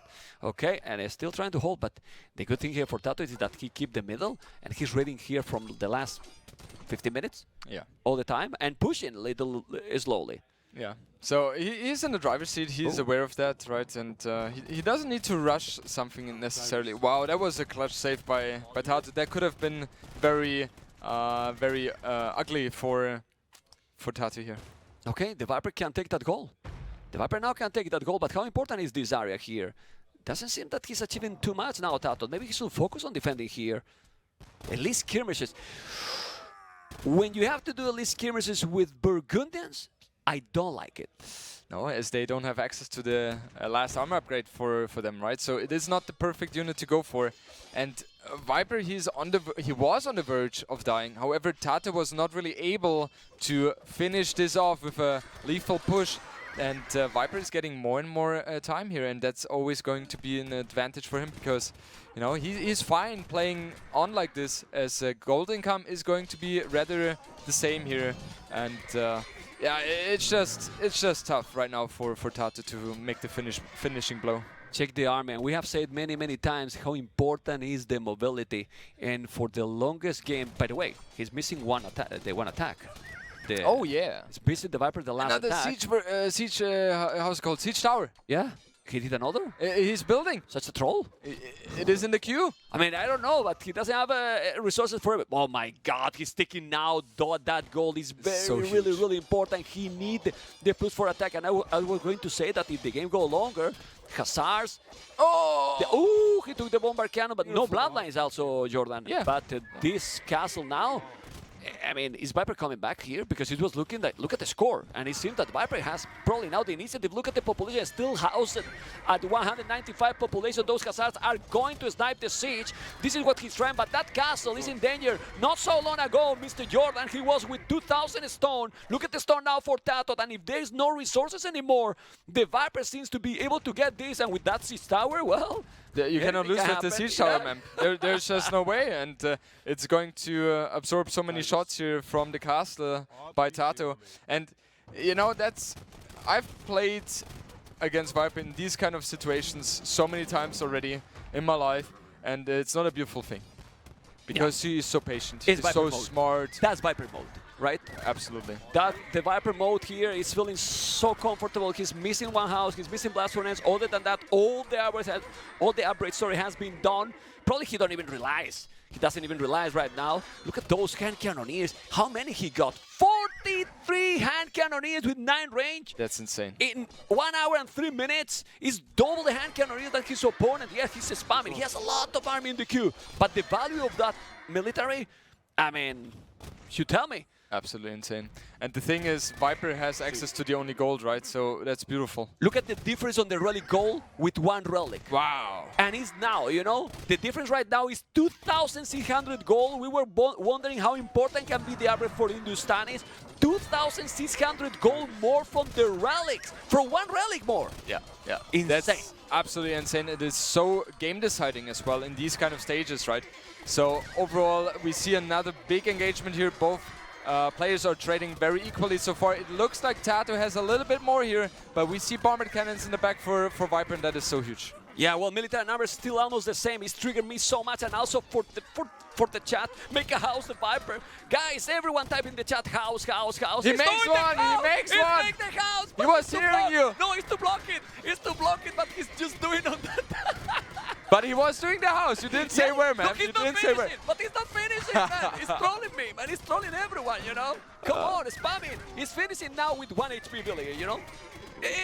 He's close to it. However, maybe he's losing so much population right now. 150 against 200. It looks like TaToH is about to finish Viper here. Because of the house. Because of the house. Okay. It was missing. Okay. You have to multitask. But oh my God. A lot of big shots. Look at the Billy's number for the Viper. What happened with his economy? He raided absolutely everything. Here in the north, on the right, on the left, all over the map. Yeah, it's so tough for Viper right now to stabilize again. With 130 population against 200 population from TaToH, this is going to be so tough. How many hand cannoneers does he have? He is down to, how many? No, he has more hand cannoneers than Billy is, you know. Yeah. This is exaggerated, of course, but he needs a lot of time. He needs a lot of time, and I don't think TaToH is going to give him that time here. Depend on how much siege TaToH has to push. Yeah. He has 4 bomber cannons there. If he can snipe and stop those bomber cannons, Viper has already 10 villages in the queue, and it's still on 62 farmers. And the goal keep coming from the relics. So, you have to wait. I don't know. What do you think? Yeah, I mean, he's look at the slowly, 150 population. I mean, we have to look at the army numbers, 52 against 59 here. So, in theory, oh my God. Viper has the tools right now to defend, and you can see it is so much about the gold control here. It is almost depleted here. Bomber cannons is taking down the hand cannoneers. Those 4 bomber cannons is the key here, Mr. Jordan. Those 4 bomber cannons, and the Viper notice he's going for those bombers and with the hand cannoneers. And the bomber cannons behind this kid's doing a gate because he knows how important that siege is, Mr. Jordan. And that was such a clutch play by TaToH as well. Even repairing that bomber cannon, it does not go down. However, Viper is still a very healthy army size. You can do a lot with it, however, take the village now.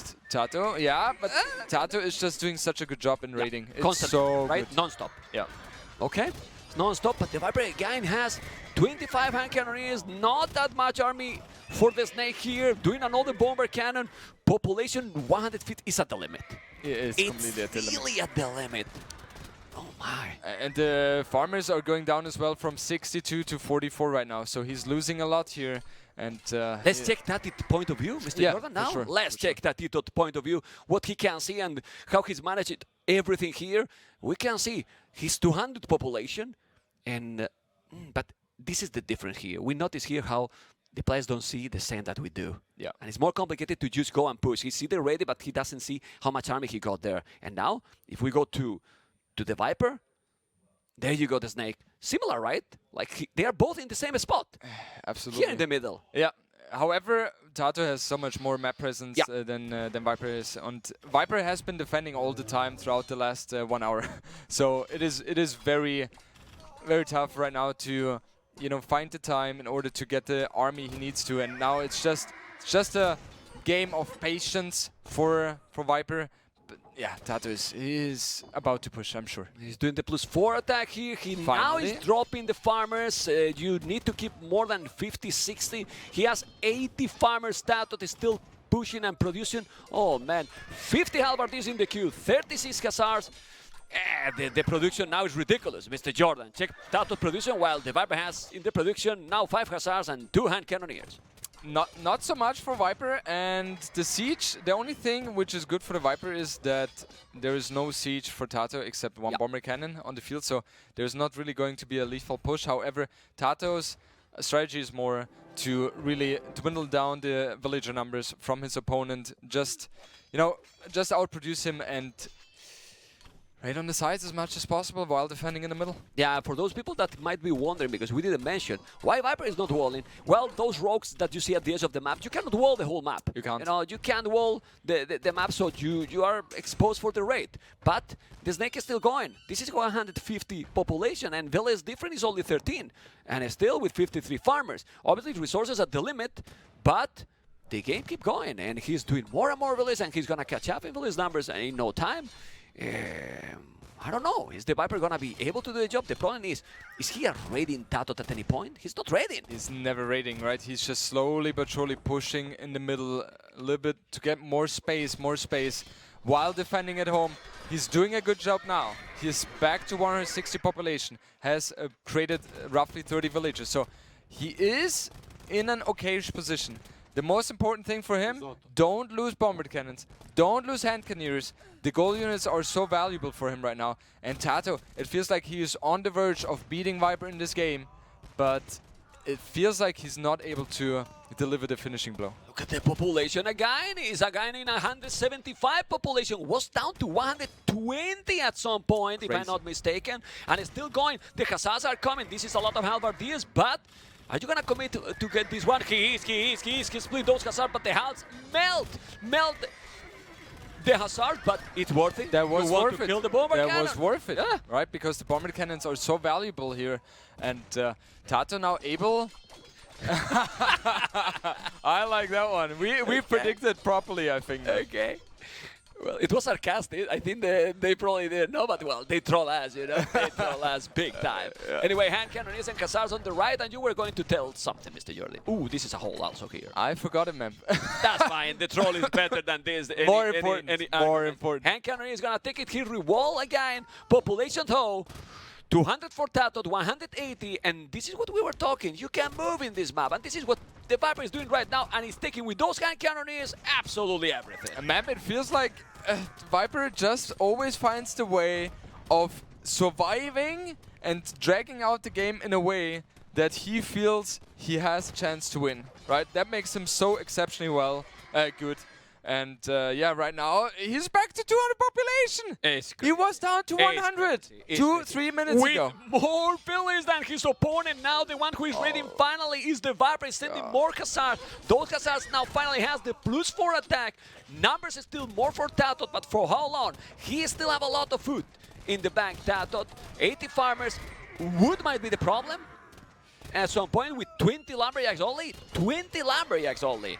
It could be, right? Right now, both still have a lot of wood in the bank, so it is going to be a little bit longer, and fortified clearing has a lot of wood on the map, so I don't think it's going to be a deciding factor as of now.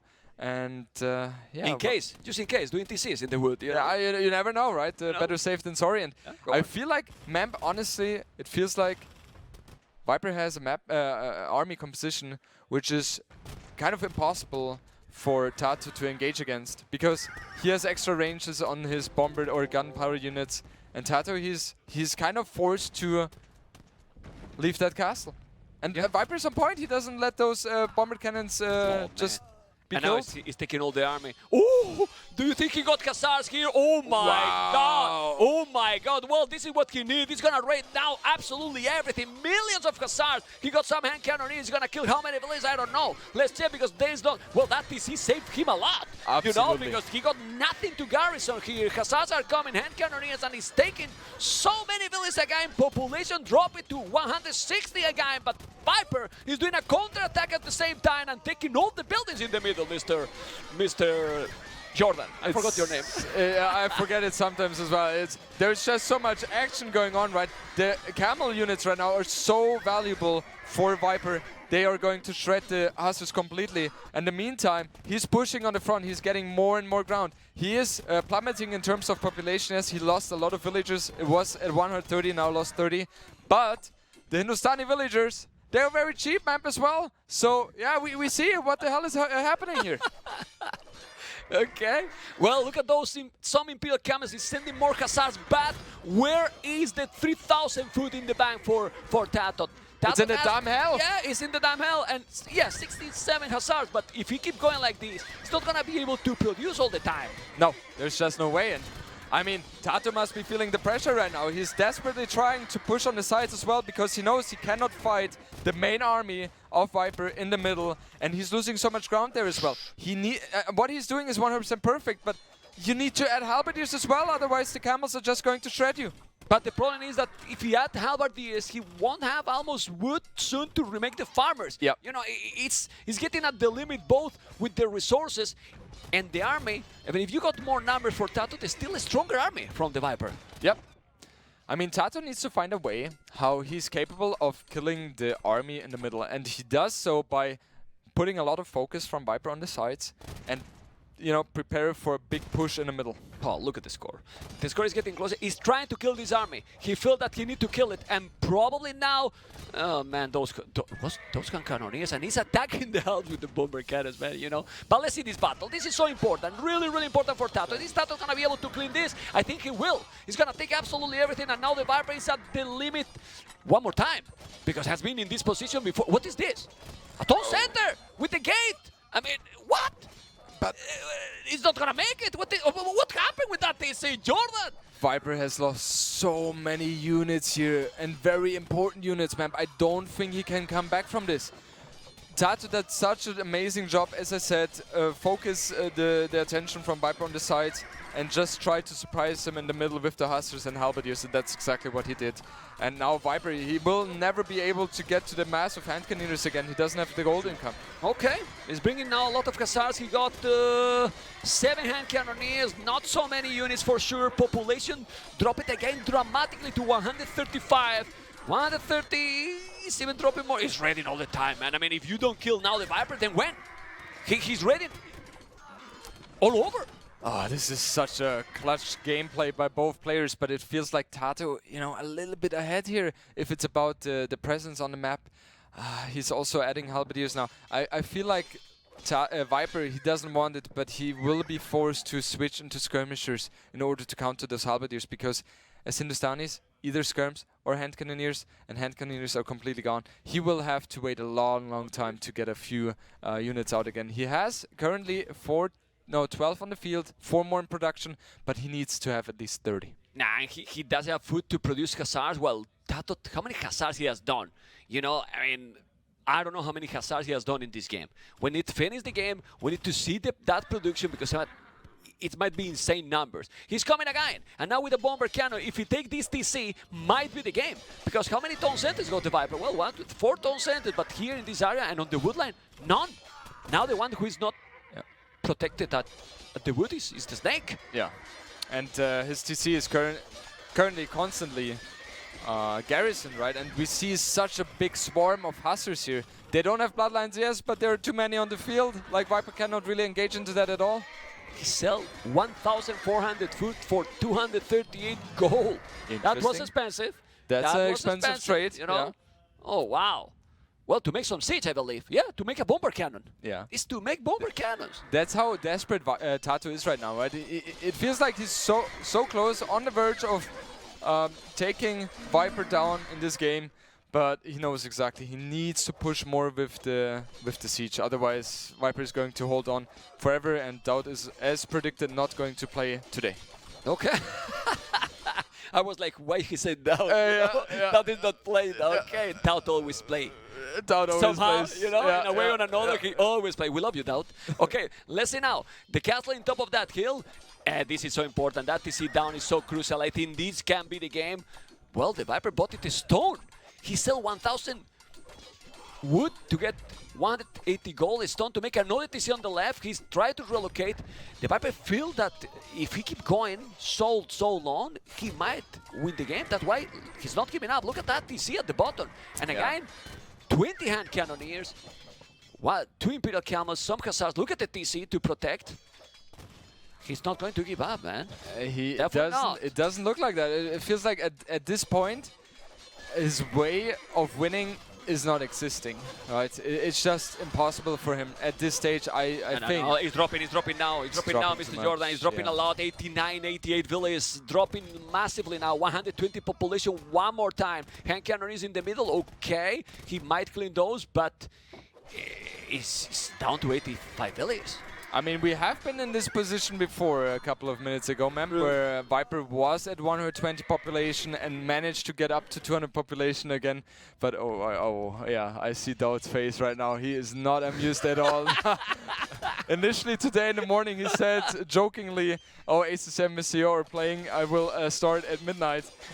It kind of looks like that. It's okay, yeah, I'm just checking the time, and 9 p.m. is fine. Come on, TaToH, let's go. TaToH, you can do it. Now that I'm thinking, it's only second game. He's Yeah. right. And we have a few other games as well, which could take longer. Yeah, okay. Ah, well, and we have to play snooker again, you know, and some tennis. Yeah. So sorry, TaToH, you have to wait. Because Sasa and Hank That's so good. That's so good. Anyway, it's coming now with the bomber cannon and halberd DS. Look at please. That's so good. Oh, yeah. Put him in the camera, please.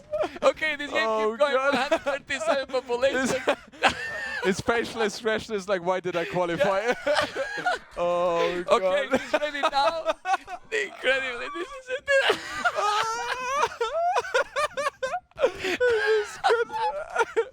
That's sad, amazing. TaToH is amazing. Everything. And then now with all the range, 135. Oh, God. Yeah. You see the pain in his face. Yeah. I didn't go to the gym today, but don't need anymore. We don't need it. No. Okay, 132 population. And in the meanwhile, they keep going and doing exactly the same for the last 1 hour and 30 minutes. No, for the but this is brutal, man. I mean, it's clearing a lot. I think Viper and TaToH are going to have a talk after the series is over, that's for sure. yeah. Insane. Okay, Hand Cannoneer is going back. He need to be careful. Those are quite some skirmishes. Hussars as well. Military numbers is double. I don't see a winning condition now for the Viper. I don't as well. And I'm just waiting. Maybe Viper is trying to compete against Mr. Yo and ACSM if it's about the title. Biggest fighter. Well, it's 2,000 score difference, and he feels that he has the relics bonus that is increasing. It's 4,000 gold for one relic, 4K more gold, you know. So it's absolutely crazy. And military numbers, 39, 63, and also maybe he's gonna but TaToH has been playing these kind of games forever, so he's gonna have stamina and all to keep going. You know, he is Mr. Force Nothing. Oh, GG! Man, we see the GG being called. Let's go! How many Hussars? And let's see how many units bot can the last? I don't know. It's 500 Hussars, 500. I don't know. Be. Look at how happy TaToH is right now. He's. What is he screaming? And Scholz is still in there. And Scholz is kind of a game which is known to be a little bit longer. Now they Scholz too in the map pool? Yes. And Arena. Okay, I'm going to Arena. What? Yeah. Okay, now I understand. What is happening? Like, the only thing I'm missing now is TaToH going in there. Okay. 5-minute breaks for only for them and for us, no?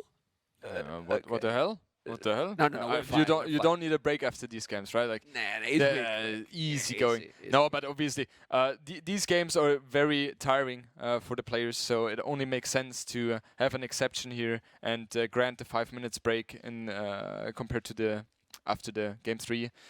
And yeah, we saw a phenomenal game. So many back and forths, and But TaToH. the best of the game was out. Yeah, that was a nice moment, that's for sure. TaToH was not so happy about that.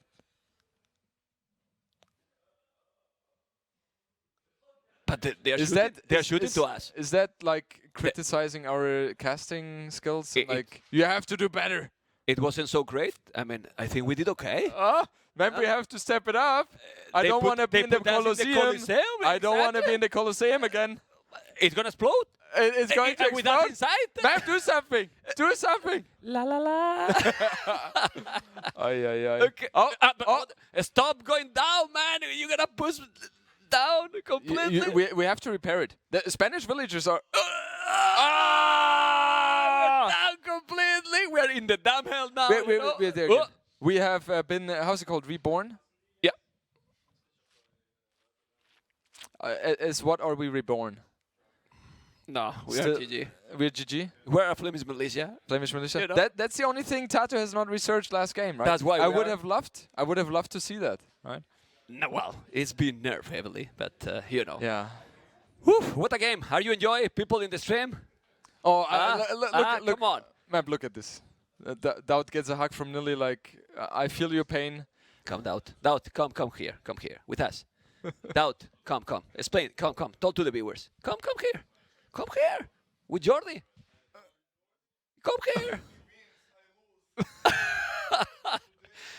We are all losing by watching this. Thank you, Neil, for the map job. We love this game. When I saw the map draft, I showed it to TaToH because he couldn't believe it. I was like,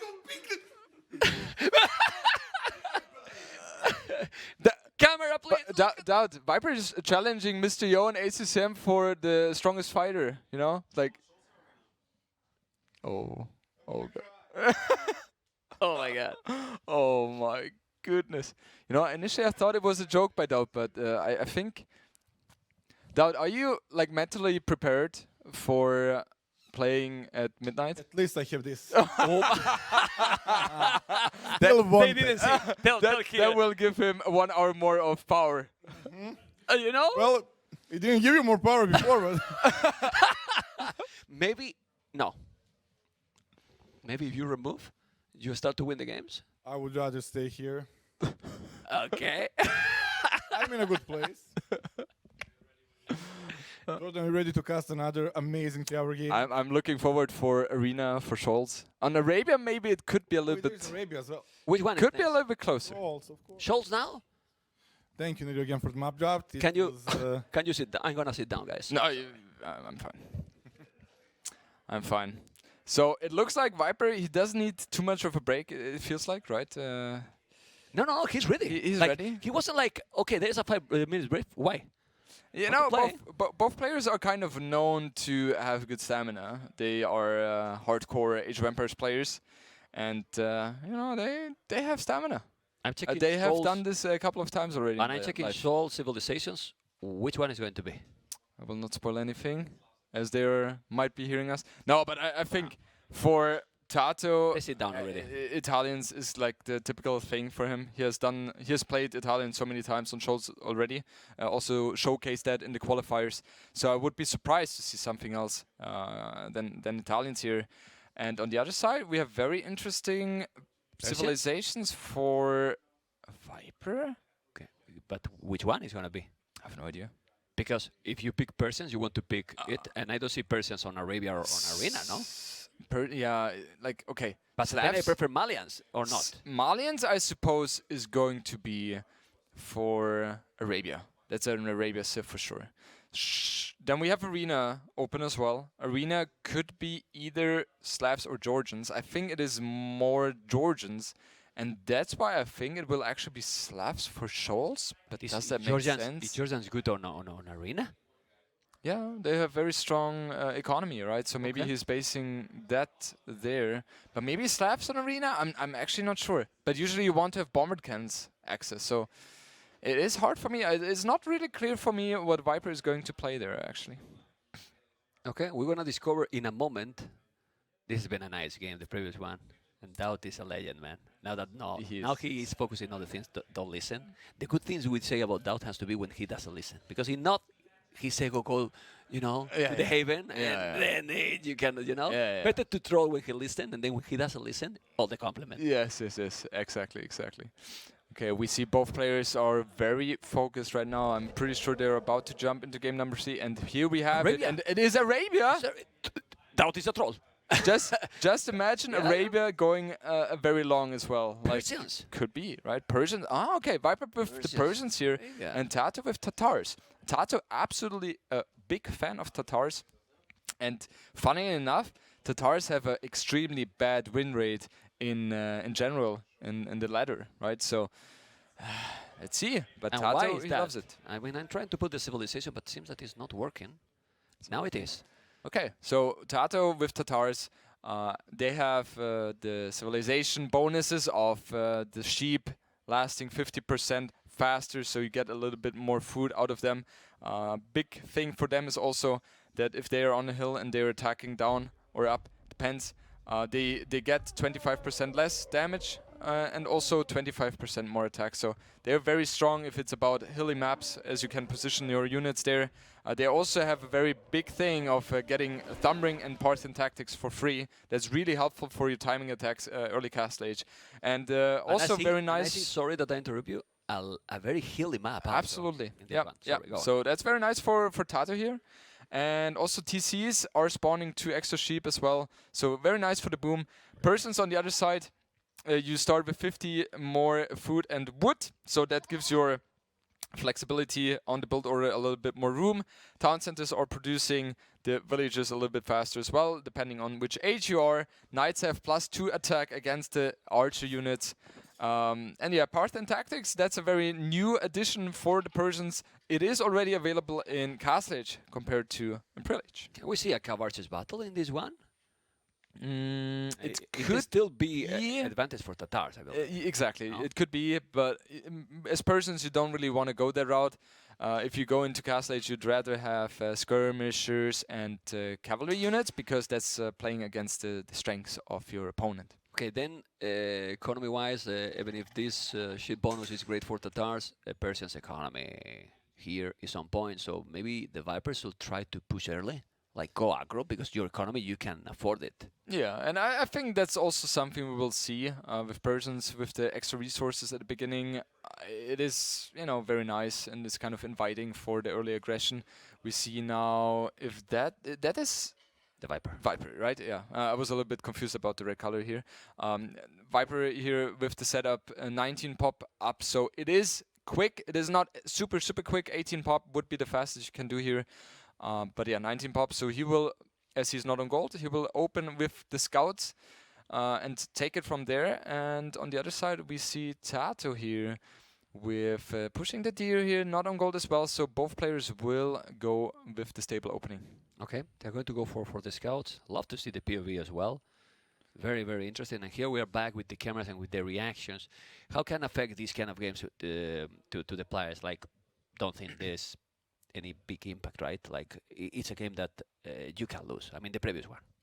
I would say both of them are very stable in that regard, so they will not be impacted at all by that. But of course, other players could have the potential to, you know, tilt a little bit, especially if there's such a long game you don't really want to lose, because you feel like everything has been wasted there. And indeed, we see both players going for the stable.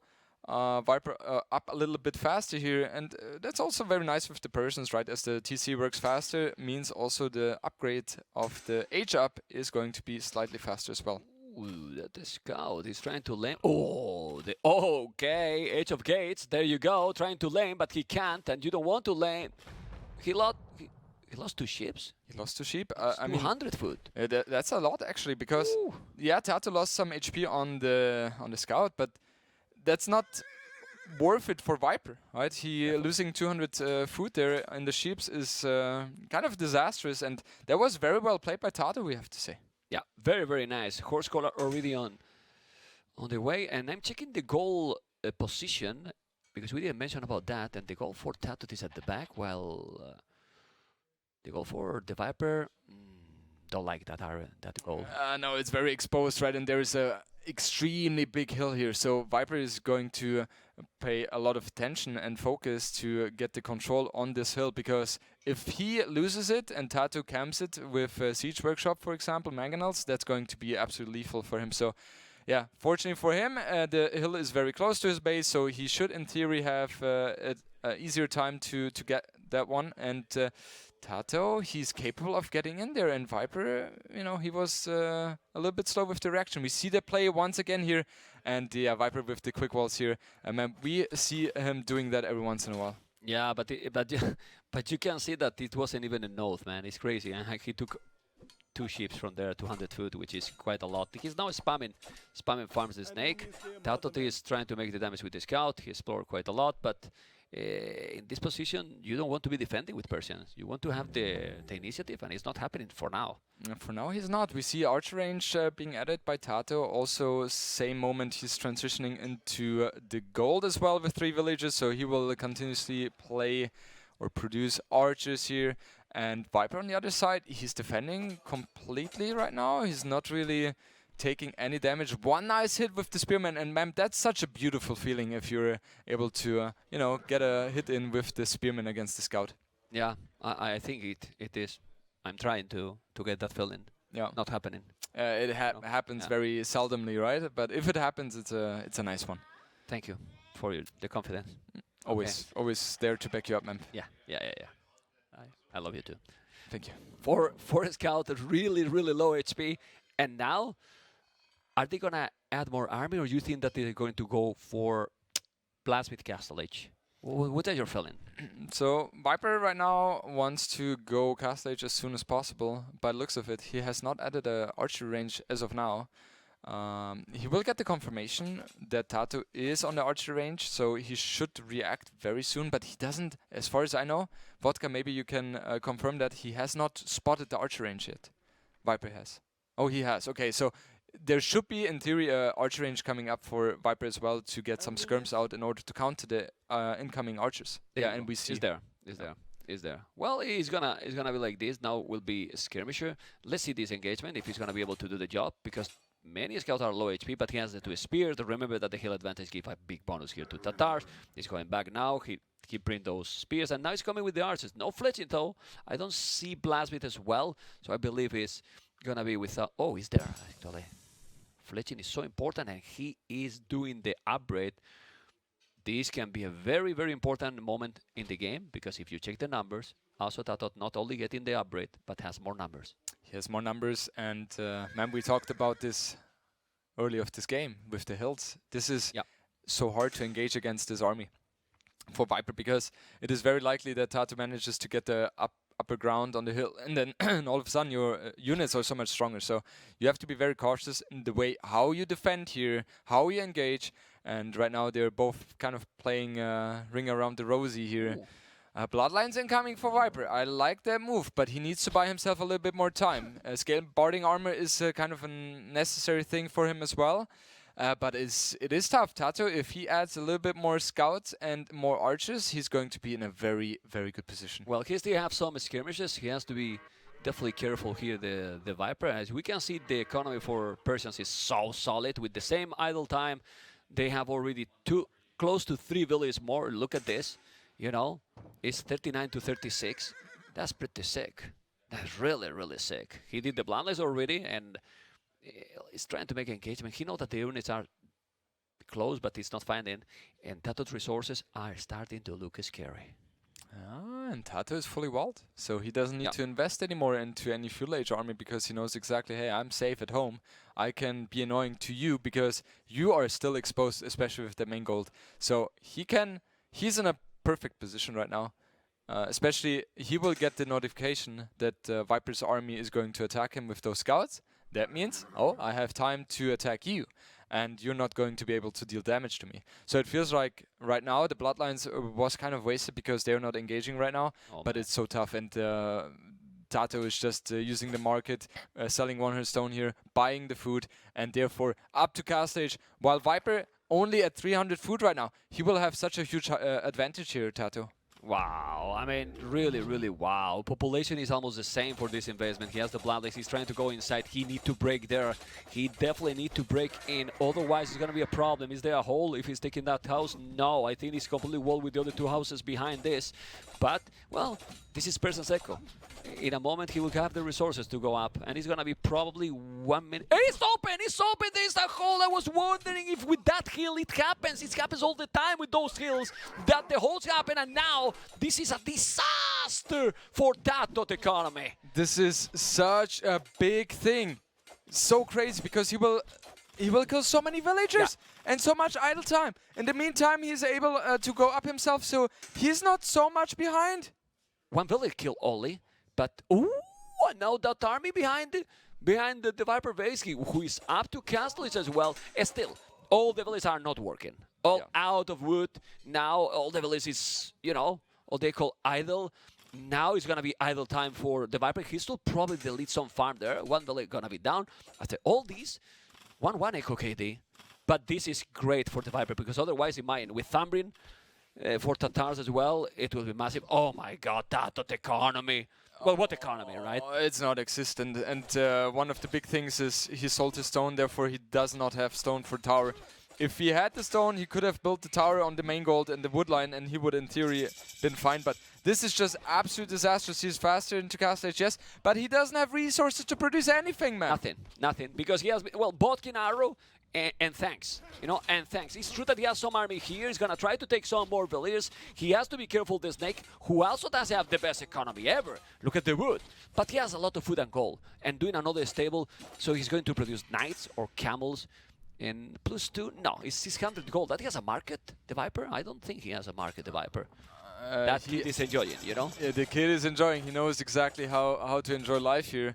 There is indeed a market, and the market in these kind of situations, man, is literally the most important building, because you're able to balance your economy so smoothly with the market.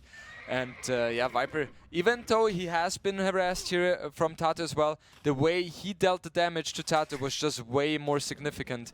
And yeah, TaToH is just hanging by a thread right now, man. Yeah, but after all this population ahead for TaToH, I don't know if TheViper know that goal. I will go for TheViper point of view, Botka, if you can, and Somi, if he can see that goal. I believe he does.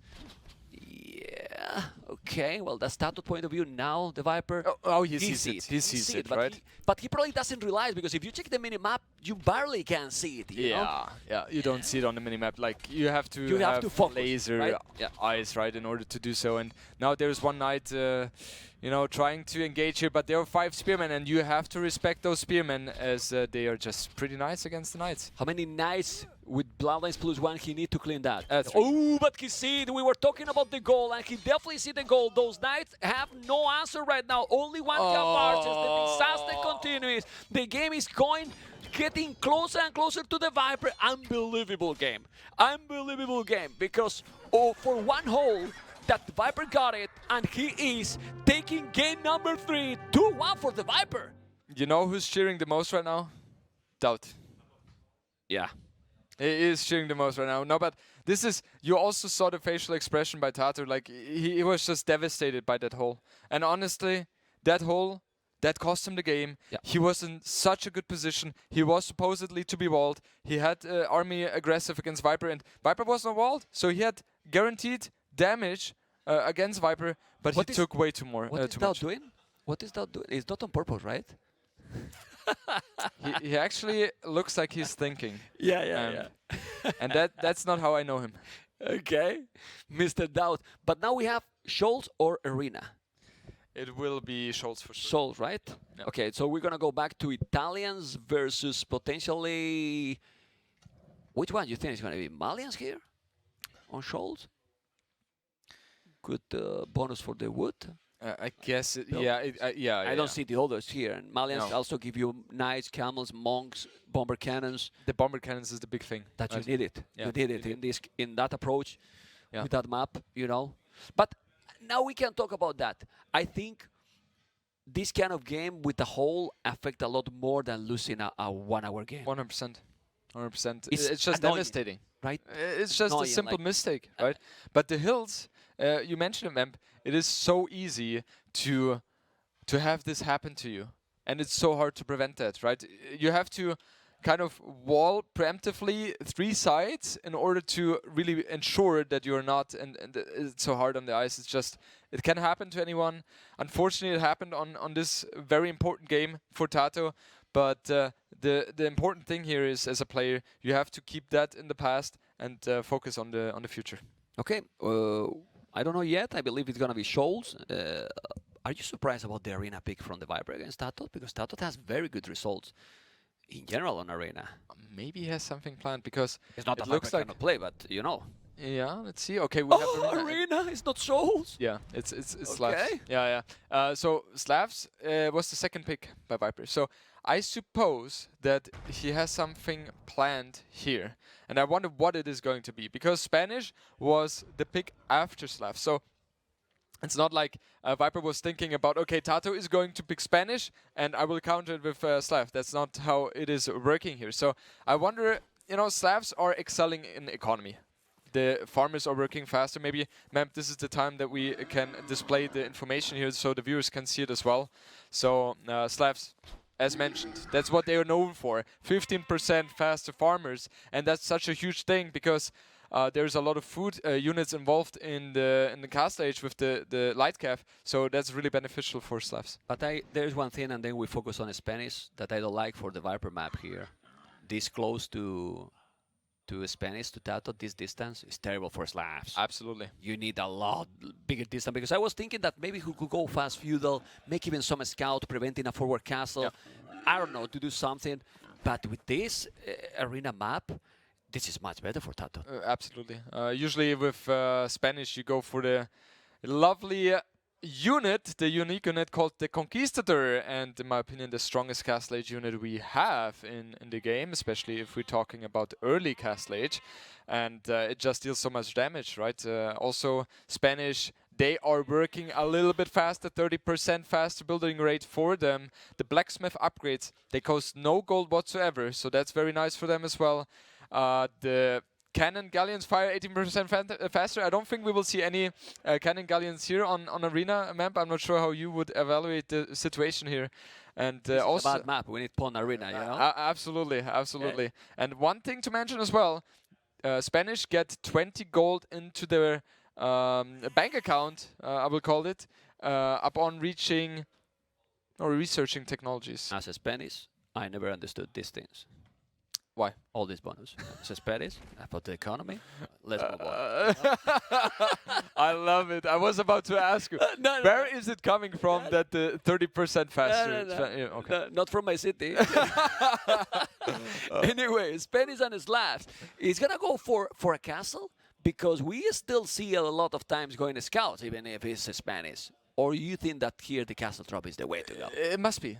You cannot play a light calf against Slavs. Economy-wise, you're just going to fall behind too much. So the only play for TaToH is going to be the Conquistadors. I would be heavily surprised to see anything else. The good thing for Slavs, though, is that their monks are a little bit faster, right? So the way you defend against the Conquistadors is you open 2 monasteries, pump out as many monks as possible. However, now with devotion part of the game as well, you kind of get a resistancy in cast age for your units. So maybe TaToH is thinking he can make something happen with that playstyle, but we don't see him on stone yet. So maybe I'm completely off the charts here and completely wrong. Could happen. Yeah, Viper is going up very quick, 23 population, with 2 on goal. It's gonna be Market Blacksmith. Yep. Market Blacksmith and then 2 monasteries. Oh man. And I love that approach, right? Because that way he's going to be faster. If you see your opponent up so fast, you don't want to take the risk of going for a forward castle. Because in theory, it could also be fuel age play. That's something TaToH did already once against, I think it was Mr. in a different tournament, where he just denied the forward castle with fuel age play. Because now we check POV from TaToH and we see that he only sees his base. Yeah. They are blind here. Yep. Both players actually. Let's check on the Viper POV to see if he's already spraying. Not really. Not really. Why the players, they love to play with blue. You see they are out and they are both playing with the blue. Well, maybe this is the color that they feel more comfortable, but it's going to be up. It's already in feudal. He's in feudal, 2 more villagers gathered in there, and let's see if he's going to be capable of going Castle Age without any delay, because the build he does, Mamp, is the tightest build you can do. Like 23 into feudal age, 25 into Castle Age. It doesn't get better than that. And let's see his idle TC time before he's going up to Castle Age. It should be zero seconds. That's like, if you guys want to learn a build order for Arena with 9 villagers and you want to be as fast as possible into booming with Monk defense, that's the build to look for. Yeah, get this recorded game. It is okay. Yeah, he's a good villages source, on I think. Oh. 5 villages on gold. He has only 1 farmer. Double attacks. He's going to make horse collar as well, or he's going to wait? Because I don't know if he has resources then to make... No, he sells the stone even. He sells the stone. That means stone. That means he will focus completely on monk play. Completely monk play into 2 monasteries at least, and no TCs being added. So with that approach, I doubt he will go for horse color because you need the wood for the monasteries. Very interesting approach, actually. Let's see how it goes. I mean, it is okay. However, TaToH, he only has 2 on stone, Mamp. It's not going for a castle. Not a fast one. Right away, exactly. There are a lot of mind games in this game, and that's what I love about Arena. It's not the classical strategies like on Arabia, where you have 2-3, which are very common. This is very, very tricky. Forward. Very tricky. But this is better for the Viper, 100%, because TaToH is not going for a castle, and also does have a stable. He has a barrack, so he's gonna be. What army is gonna have to counter here? The monks as well. He will have a little bit of time to get resources for the castle, so that's good for him. It is very good for him that he's already in stone. However, it's hard to assess the situation right now. I think he should still be fine. However, Viper should be capable of getting the extra relics here. And ooh, it's not double monastery. He's going siege. Interesting. He's going siege. A ram, a mangonel. He might not ram right away. Must be a ram. Ram and then mangonel. Ram first and then mangonel after. Maybe a scorpion as well, because it's a little bit cheaper and it already accomplishes a lot as well. So yeah, let's see. I wonder, Map, if that works out, because the build is very tight. So Scorpion first, no ram, no mangonel. Scorpion first for the Viper, okay? Because now Viper doesn't know spears. Exactly, and he doesn't know if he's coming also with the scouts and spears. It's only spears what he's bringing. Now second monastery, and TaToH has 400 stone, but 0 villages on gold. 0 villages on gold, and we see immediately 8 villagers being pulled onto the stone for TaToH. So he will be ready with the castle defense. I love what Viper did there. He had the conversion on the 1 spearman. TaToH deleted it, and Viper went for the other one right away. So he killed 2 spearmen without any problem whatsoever. And we see Viper now with the position on the front, getting the relics. And that's so beautiful strategically by him, because usually the Spanish player will have access to the relics, as you cannot really fight against the mobility of the conquistadors. Would you mind here a 1 TC only the Viper and going to Imperial, like getting all the relics and try to keep all the pressure, or you think he's gonna go for 4 economy? The fact that he sold his stone tells me he will go for a 1 TC play, even though that's not Viper's style at all. So I'm really curious. However, TaToH, he's completely shifting. He's doing something completely different.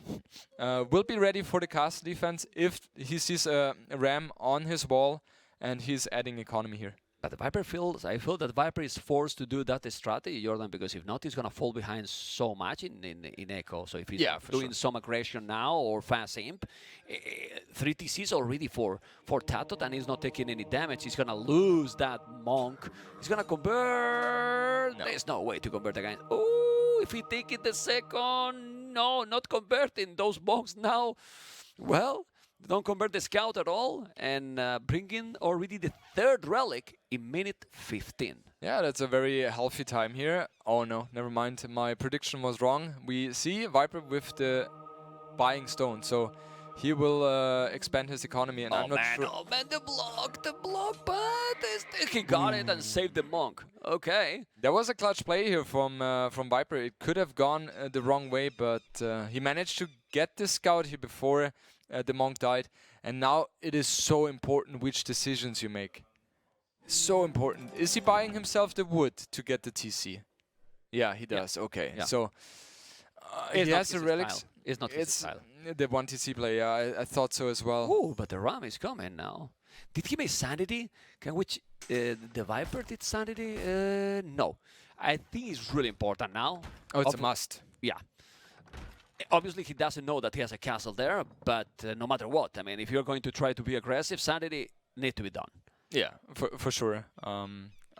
With the extra TCs by TaToH, he will have a much better economy compared to Viper. Viper, he will try to put under pressure with those monks. In the meantime, try to expand his economy again. Let's see how it works out, man. I'm curious myself because I have not seen those kind of games too often. Yeah, I mean, it's completely different. I mean, I enjoy a lot more these arenas approach than the normal scout with the monk, you know, because now we don't really know what is going to be. What I like it, the Viper POV with the fog of war, if it's possible, so we see if he's gonna find the castle. He sees the mangle. He doesn't see the castle. The castle is at the back, but this is what the Viper is trying to do with this scout. He needs the intel, what his opponent is doing right now. He gets the confirmation about a second TC. He sees a siege workshop there as well.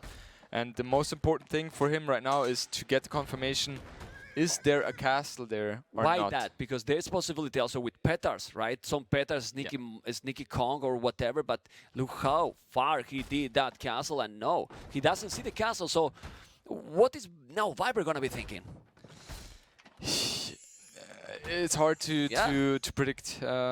He saw the third TC, if I'm not mistaken, so he knows that his opponent is playing it economy focused.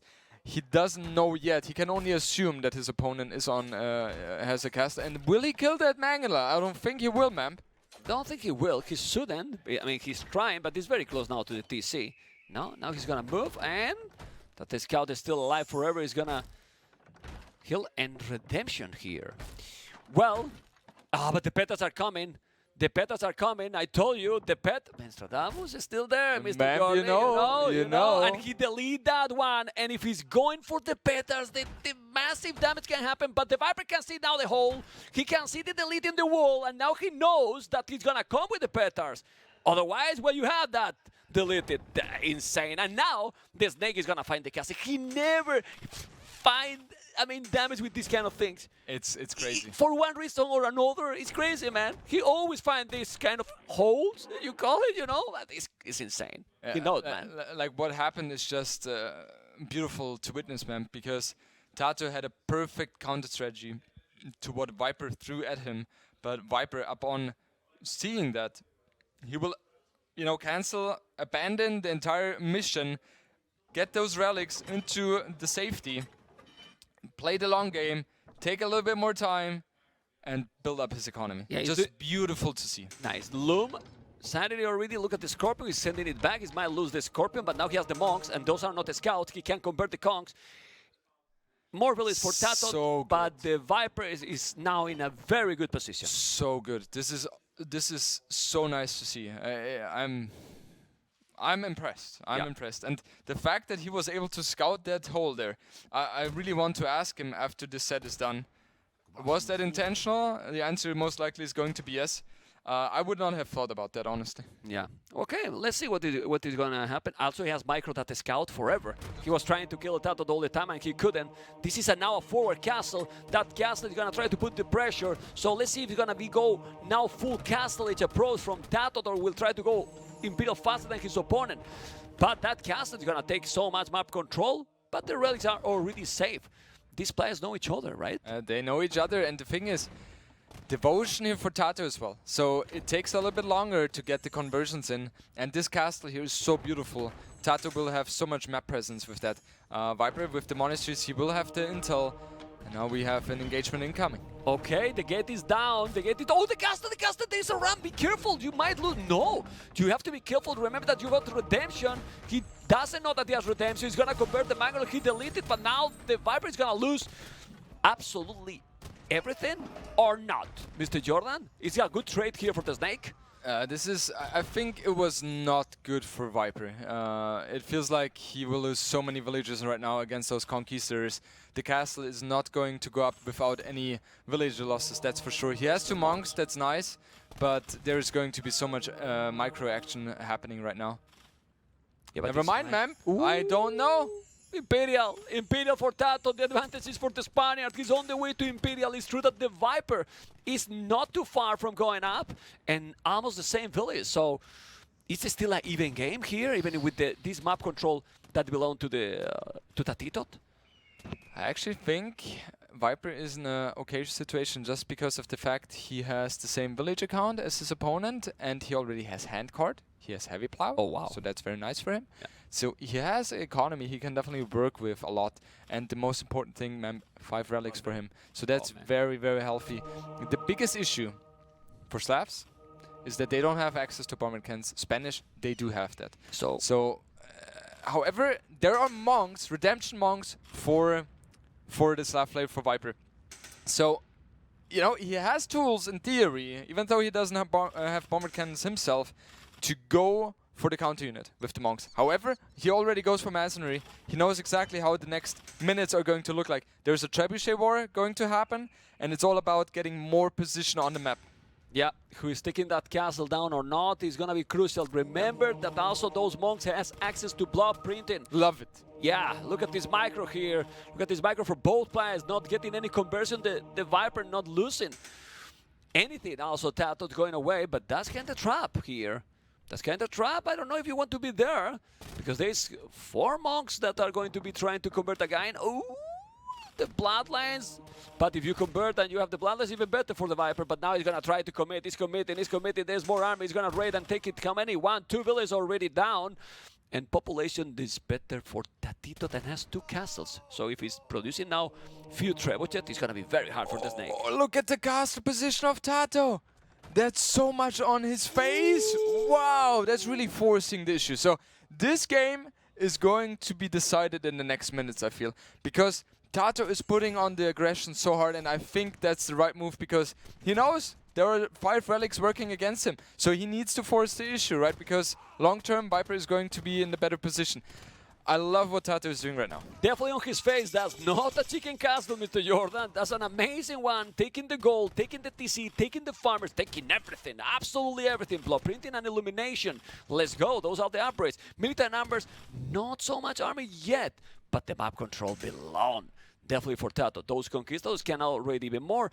And even if he's not killing a lot, it's still a lot of villages not working properly for the Viper in the last 5 minutes. Exactly, and he's causing so much havoc here onto Viper's economy. Look at how many villagers have to run for their lives here in order to secure themselves alive against those Conquistadors. As I said earlier, the Conquistadors, they're so strong.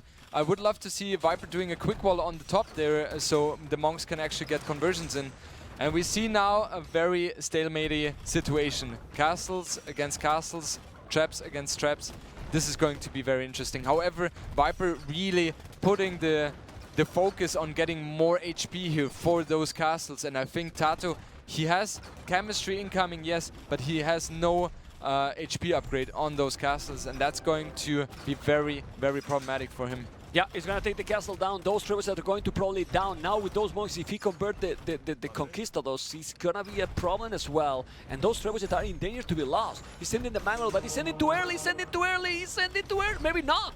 Oh, it's not in the range because no fletching. No, he has fletching TaToH. Only he lost it, but he lost the castle too. Now he's gonna lose the castle as well or not? I don't know. He did ballistic, but he doesn't have Bodkin arrow. This position is better for who? Look at the score, Mr. Jordan. And population very close. This is such a close game, and it is very hard to predict which player is going to come ahead here. Both players lost one of their castles here. But the conversions are being now crucial here. It's starting to lose the cons. Look at the military numbers. It's pretty much the same. So you need to take the traps. You have to take the traps, right? And Right now it feels like TaToH has 5, Viper only 2 here, ma'am. So in all of a sudden, I don't know how it happened, TaToH managed to get the advantage here, and it feels like he's very close to, you know, putting so much pressure that Viper will even lose the second castle he has, and he doesn't have any stone on in the bank right now. No. And TaToH with 700 almost. Yeah, the problem, the difference is it was 3 castles versus 2, right? So that's the problem. He's converting more conquistadors. Military numbers is still similar, but TaToH is gonna add cavalry. This castle is going to go down his 5 trebuchets. There's no way that castle is gonna hold any longer. No, it will go down. There's no chance whatsoever. And we see population-wise, both players are very close to each other. However, it looks like the main defensive force of Viper has been broken here, and there is only so much Viper can do right now against those conks. Well, how many monks got the Viper right now? 0! 0, literally 0 monks. He got 4 spears, 2 threads, 1 ram, and we're gonna see favorite map from TaToH that he's really looking forward to seeing the decider shows, right? He can't wait for this, because how he can come back here, the Viper? Yeah. I think he cannot, and we're gonna have what we thought. 5-game series. It kind of looks like that, right? I mean, Viper's doing an amazing job expanding on the left-hand side. The question is he going to have the time? We asked ourselves that question already in game number 2. We see the Spanish villagers. Supremacy They warriors. are so strong, killing everything in a second here. No, and he doesn't, actually. Okay. Forward castle, yeah, Viper has to my tap God. out. Like, what can you do in order to defend against it? It's just, like, impossible, right? It seems to be really, really impossible. Resources collected is so similar. Why? Because the Viper has the 5 relics, but if you think about the food and so on, a lot more for TaToH, I'm sure about that. Well, the Viper has no army. He has just villas, and this way, TaToH will take all the map. He's taking all the map already. Ladies and gentlemen, game number 5, it's almost guaranteed. A beautiful execution here by TaToH, and now even the monastery, which had all those relics in there, was going down as well. Viper doesn't have anything going for him anymore, and it's not like TaToH is doing a 1TC push here. He has 137 villagers, and his economy is just absolutely cruising. And as Slavs especially here, you don't have any answer to that. And this is a break point, because that was home map from the Viper. TaToH picked it in a position 2-1 down, and now he's gonna play the game number 5 with a home map that belonged to the Spaniard. It's not that the Viper cannot have a strategy, but maybe TaToH has something planned there. I'm pretty sure he has, you know. Also the fact that he picked the home map of Viper first tells me he wanted to prevent to have his home map being displayed as game number 4 in case he loses arena. You know, he would have lost the set anyway. So you want to preserve all the strategies you have as long as possible. And now I think we're close to check the population for the Viper. Seeing He's Viper still holding going, on. He's still going, man. But the unit composition is going to be hard. It is really going to be hard. I mean, Viper's economy is really healthy. Yeah. We have 124 villages for him, right? But he's losing the relics now, so he's losing the relics. This is crazy, man. I mean, he has moved. He has no base. He has no base right now, and he has all the farmers out of arena. Yeah. You know, that's insane. Imagine the raid that he can do here. Do you really think that he feels that he can come back here? Because it surprised me, you know. It's 4,000 score difference. Now we have Supremacy incoming. And he gets the relics, man. Oh, this is so painful for Viper. He really fought hard to get those relics, and he invested a lot into getting them, but it was not really paying off. He's doing on purpose, man, because you know that after this is TaToH versus Hera. The Viper usually, you know, like, I keep going, you know. I want to keep going. Oh, it's Halberdiers. Obviously, this is a joke, guys. We're joking, but Halbs with how many upgrades? +2.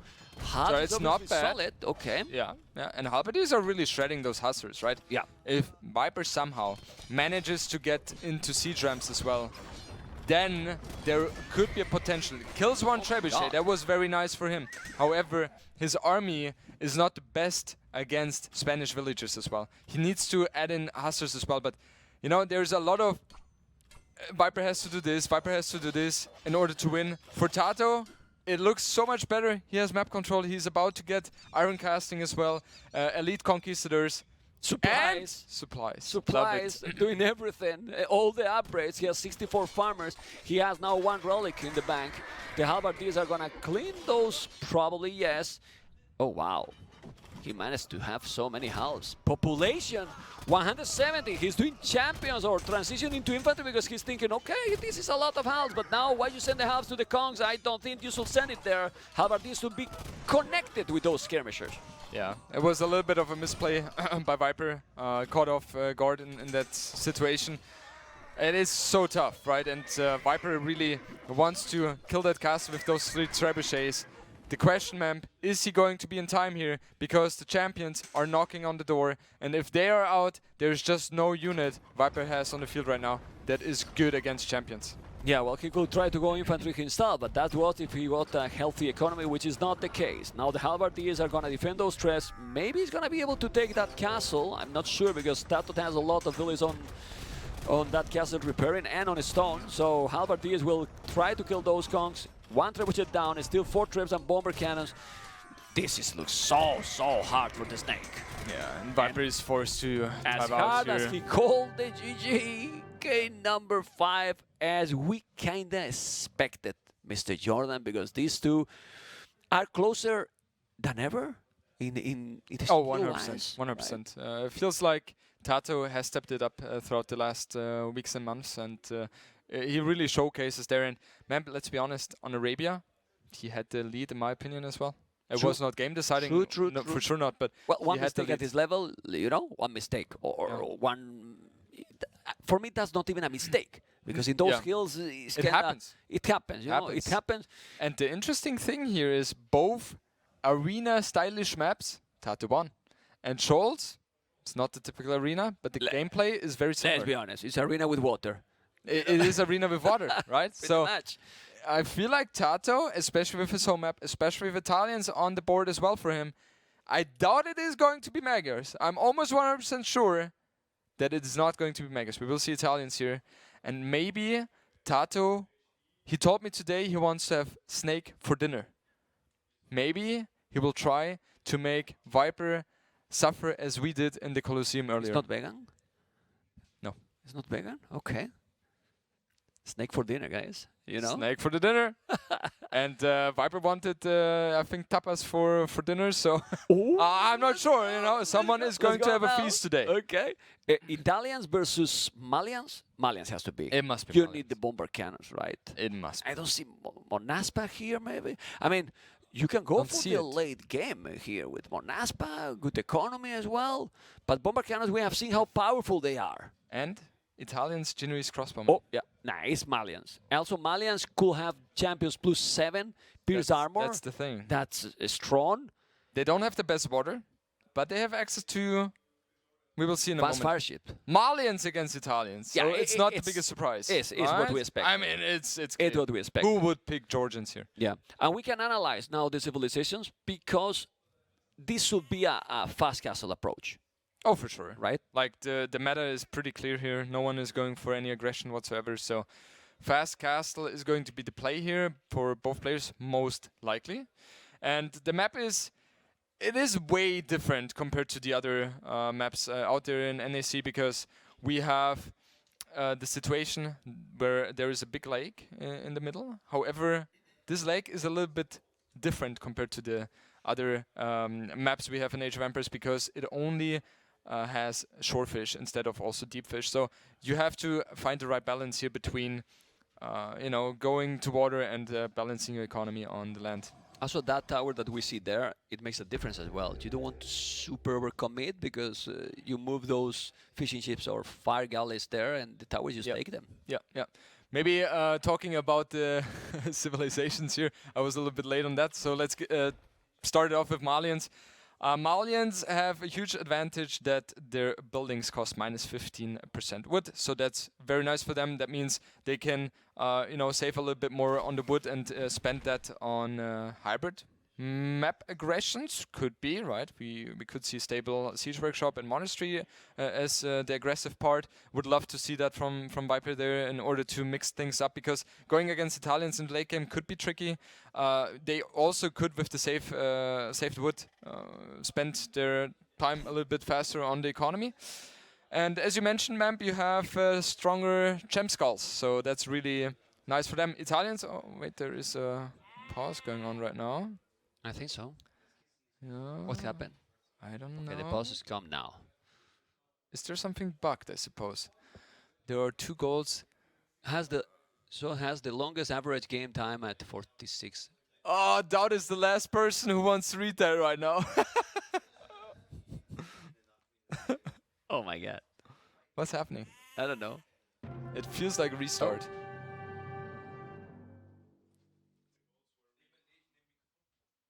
Okay, Nilly's coming, and you will know exactly what's happened. So what's happening here is that Hola, Hola. come to us. So some people might have realized on the minimap that the gold spots were way closer to one of the 2 players. So we discussed it a bit with T90 Dave, we asked Andy as well, we asked Dowd, and we felt like by the rules it would not be an admin restart, but we felt it will have a very big impact on the game.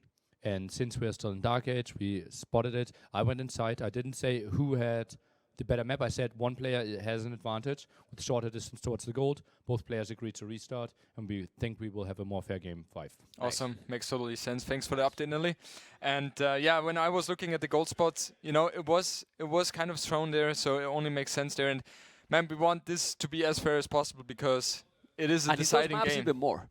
Exactly. That might be even more because you have only 2 gold piles. You don't have gold piles. We didn't pay attention because we were checking the civilizations, you know. Yeah. But you know, the observer and many people watching here, they can see it. Yeah. And that's good because then now we can time it better again with talking about the civilizations. Shoals, and then we have Malians again. Let's go.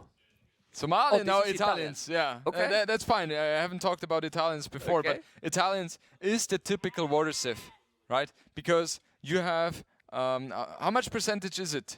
The Italians, I'm not sure. We have Makers, Malians.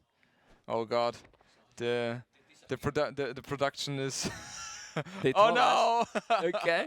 Well, Malians is good. Okay, Malians is good. Yeah. No, but I think Italians should be 50%, right? Let's go and check both. Now we check Yes, both. it is. You know? How much is And it? we compare. We can compare. 32. Yeah, with 33. Okay. 33. Well, almost. It was 50%. It used to be, right? It was 50%. Yeah, They back were in the days when I nerfed. was active, it was 50.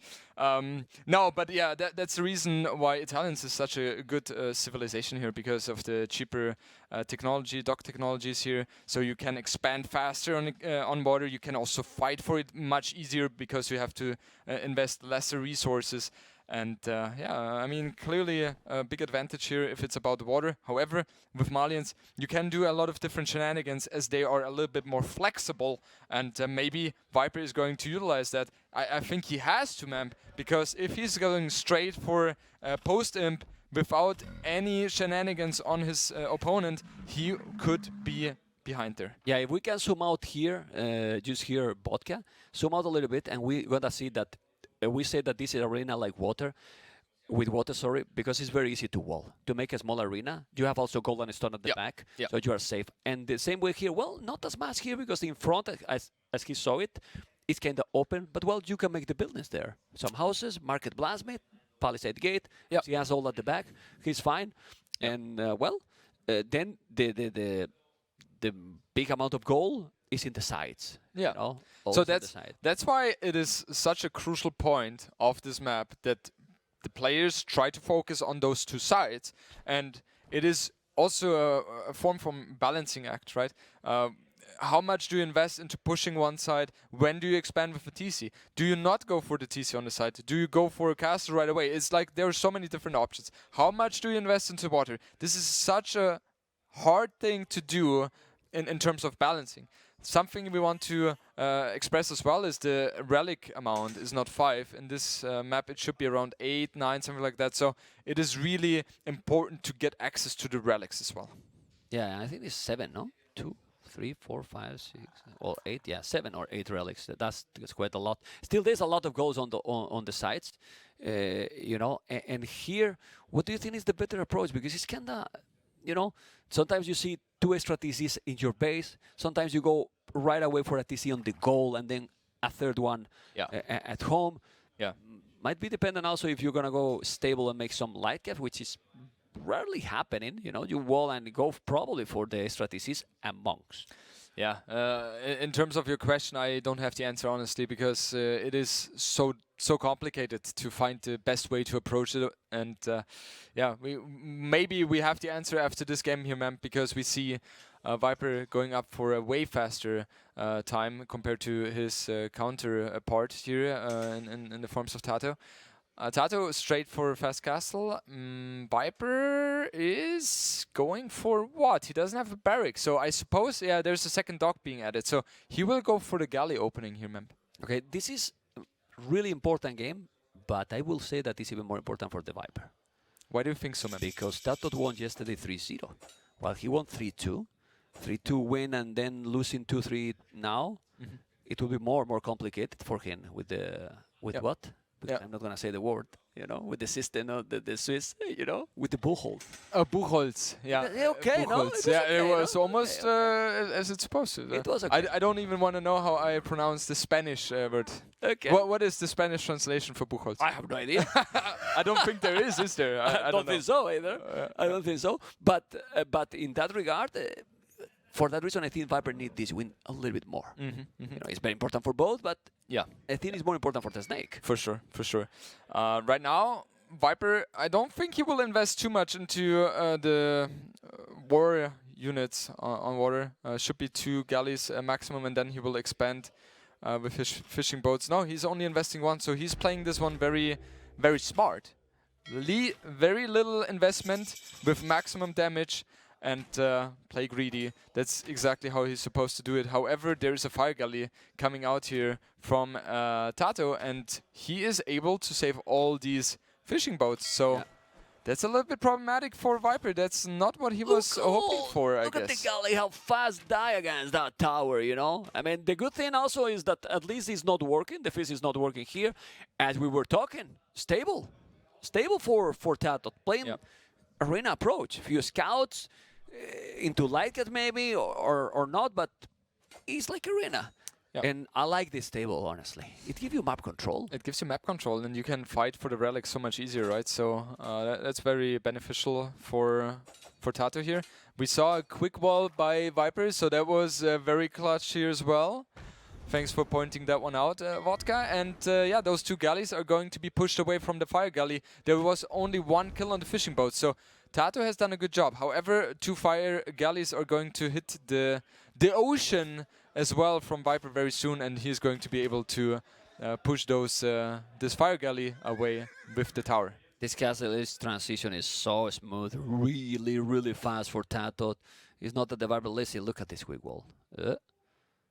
Oh, that's so hard to pull off, right? He's he deleted. What was that, man? I mean, seriously. This is just Viper's territory, right? With the quick walls, and he's the best in doing so. There's just no one who's even close to matching that. And Viper, he was thinking about getting the last attack here on TaToH Scout here, but he was not able to do so. And now TaToH able to push the Viper Scout away, and Viper, as far as I know, he doesn't have a stable, so this could be a little bit problematic for him. It is. I mean, it is, and what is more problematic is that he's still not up to Castle Age. And population is ahead for the Viper, yes. 7 villages more. Well, it's not 7 villages, it's actually 4 villages, and then the fish, that he has double the fish. But imagine that now the Viper lose that fish, because his opponent is coming, and he's going to be with fire galleys. Well, TaToH's resources are not the best right now. Yeah, the thing is, Viper's resources after clicking cast stage or upon reaching cast stage are going to be very healthy, I suppose. Yep. And Viper losing those 2 galleys for nothing is really painful for him, and he's going to be able to save that fire galley as well. 2 HP missing. Ooh. The tower is going to cause so much damage. Oh, he got it, man. He got it. There's not a lot of navy there left. Only 2 galleys, 1 galley and doing another now. I think Viper is going to be fine. He still need 1 minute and 40 seconds. Maybe he has to be careful there. He's not fully walled, as far as I know, so he needs to plunk down those walls as soon as possible, because there, in theory, could be light cuffs coming, right? He's playing very greedy. This scout has taken 2 units down already. I wonder what the second one was, because one was the scout for sure. Maybe a villager trying to get some walls in. That would be very likely. And yeah, Viper still 1 minute away from cast stage. The good thing for him is that the feudal fire galley is not much weaker than the cast stage fire. So he will be able to hold. He will be able to save those fishing boats, most likely. However, I honestly think both players are going to be happy with their situation right now. Okay, they are both going to be in castle in a moment. Well, TaToH is already there, but he got a lot more Navy. That's the good thing. When you are going slower, but you have the numbers, you don't care too much that you don't have the upgrades, because you see, he has to go back. But that demo, the TaToH is coming, and he has now 3 galleys. Demo, fire galley upgrade already. He has to be careful there. There's a TC on the goal. I like it. I like it a lot that he is doing already Tone Center there. Don't know what you think. Absolutely, it will give you map presence, but map, there is going to be a big fight here. Oh my god, he just got the demo before the upgrade, and now the map control is not for the Viper anymore. The timing, the momentum is here for the Spaniard. He's gonna take what? Nah, he's going for the galleys. You don't want to go for the fish because you can take the fish later. Now he's coming with the scout, he got the spear, and the galleys are just down, and this is why the Viper canceled the upgrade. Yeah, it's the right decision, right? Because it would have been wasted resources. You're not going to be able to compete on water anymore. TaToH has, hit a beautiful timing attack here, and it was so crucial for Viper to not miss that situation, but he did, and now the demo should be exploding. Oh, that was a beautiful one. Beautiful, but he's low HP and didn't kill it, It's so annoying, man. That's annoying. The It's damage really output was there, but unfortunately it didn't take any kills here, and TaToH is just removing here these hurt units, and just chilling. Let's check the Viper point of view. He's right now with 3 tone centers, as you can see. 1 in the middle, 2 at home.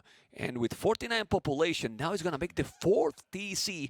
Yes, he is on the water with more presence TaToH, but on the land, I will say that that's already a nice advantage for the Viper, Mr. Jordan. For sure. I mean, having that position on the side is going to be so beneficial, as you're forcing your opponent to react to that. Either by him pushing that or going to the other side here. And I think economy-wise, it should be overall a little bit better for TaToH, as he had the smoother transition, I would say. Let's take a look at the resource collected. No, I'm completely mistaken here. Look at that. So much more for Viper.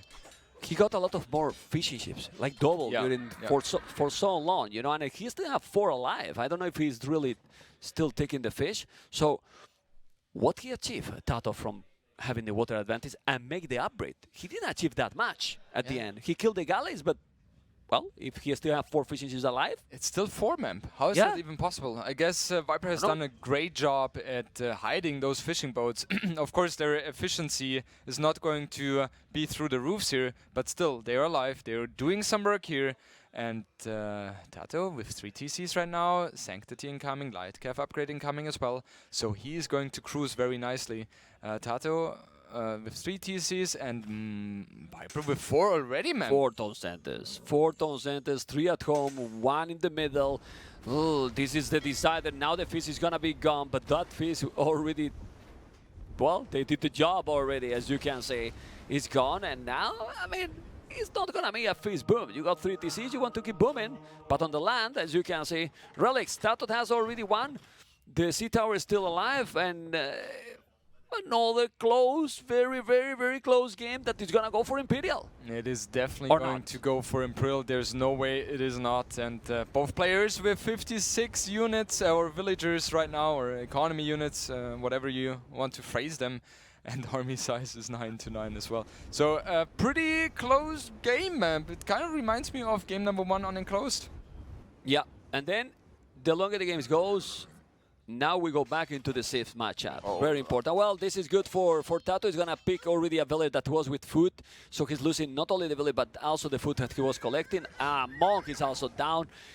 He started to make some kills. No, KD, 18 TaToH, 7 TheViper, and then Civilization. Advantage for who? I have to deeply think about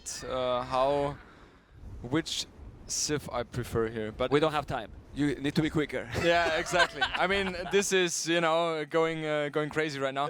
No, but I would say Italian should be a little bit better because with the Genoese crossbowman, from Italians you're completely neglecting all the cavalry options from Malians, and Farimba is very nice for them. They also have, Italians have cheaper gunpowder units as well, so I would go for Italians. It's just Yes. smoother. It is a little bit smoother. They right? also have access to hussars. Yeah, So that mobility. is a nice way of combining. So I have a lot of potential for Italians. Yeah. Light cats with Farimba for mobility is fine. Yes. They are pretty strong. You know that if you want to raid, you're gonna raid with +7 attack. So it's fantastic as well. Yep. I think it's all about the timing, and the timing that I see here now is that with 38 on foot, and that a little bit cheaper transition to Imperial. I see that the Viper is doing handicard, okay. Well, just now, Barrow. Is TaToH going to come in now in Castle Edge? No, it is. Bloodlines. I guess for the relic fight, it is currently 2-2-2. If he adds knights, that's what we have to focus on. If he adds knights, then for sure it's going to be Castle Age play. But yeah, it's Would be a it's only surprise to Lightcaps, go right? knight, right? Yeah, You for have sure. to be use the light a little bit stronger. Yep. Trying to get that C tower. I don't know how important it is to take that C tower down at this point. But the Snake and TaToH, well, I don't know who is gonna. Well, the Viper is still with 1,000 resources collected more. Skill bar in armor. I'm starting to think that this is gonna be a castle approach, because Very interesting that he's going for that, because his resources are kind of indicating that he wants to go Imperial Age, and with forging he's, you know, having a little bit of a slower timing there. We see a beautiful castle here by him, and I love, you know what I love about this one, Memp? He has it further away from mortar. And we talked about it initially when the game started. Italians just much superior if we talk about the border play. And water is very important on this map. So Viper has to play this one very strategically. Oh, man. And he actually will be the first one to go up. wow, really nice. We forgot to mention about the gold bonus for Malians. Yeah. That extra gold that you get, and if you're getting with more villages, you can also balance your echo. The Viper didn't have the building, so he need to wait for that castle. Otherwise, why he's not up yet to Imperial Age, and that's a real pity, because look how close is now getting now TaToH with the 800 foot on something will go up as well, and you need to click up. The Viper 1,300 foot, you need to click up. I mean, And this so is a important. minute. This is a minute. That's so important. Yeah, it's a minute that he could be up already a minute. Yeah. Now TaToH is gonna click up, what, 20 seconds, 30 seconds behind? Nothing. It's almost the same time, right? And it's as you said, it's kind of nothing. And there was a hold as well now for Viper on the top, so there were 3 light cavs capable of going in there, and we even see a 5th town center Oh, man. by Viper. Oh, he man. means business here. He wants to have this go a little bit longer as well, and he will fully focus on the land side right now. And look at what he's doing, scale barding armor. We will see most likely Cav, Farimba Cav. Interesting choice. Yeah. Infantry now. Will you make a castle now forward and second one for the Viper, or one at home to avoid potential raiding? Because at some point you need to be safe at home, or you really want to commit in that area. Remember that there's 2 spots that you need to conquer here to win the game, like the 2 goals in the 2 areas, and the Viper is going on top to try to push from there. I was about to answer. The forward castle makes more sense because he has the cavalry units, he has mobility. If TaToH really was to raid him, he has the units, the mobility to defend. With the castle, you really force your opponent to focus completely on that side, because if you don't do that, you will lose your economy and lose the game. Thank you, Betos. Nice gift for TaToH. You don't have a lot of farming, and you are also giving that military for free, for nothing. It's not what you want. Population TaToH is ahead. We're getting closer and closer to see who is going to win this amazing, amazing series for sure. He's also doing the castle at home, so he's doing both. He's going to be protected at home. He doesn't want to get raided. And probably he doesn't have a lot of visibility in the south. Can we see POV from TheViper to see if he sees something about TaToH? Well, he don't even know that he has a castle there, nothing, so that's why he's doing the castle. And in front, chemistry right away. Oh, an 80% faster. That helps a lot to have the momentum. That helps a lot, and the good thing for Viper now is Conscription is incoming.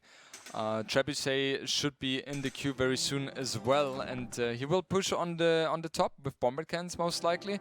They are a little bit more versatile, right? And with the traps, against eventual or potential bombard cannon or cannon galleons from the water, it could be dangerous. So with the bombard cannons, you have the flexibility. You can move around and dodge the shots there. So I understand that point here. And Viper, you know, with 130 population right now and a lot of villagers, he is feeling comfortable right now, I suppose. He's avoiding completely the water. Just look at the position of those castles, right? And he's far from the water because he doesn't want to be there. You know that it's going to be a problematic position. Population is still better for TaToH, but he has quite some on water. Not really. Well, 5 galleys, 5 fire galleys, 2 war galleys, and he's trying to raid.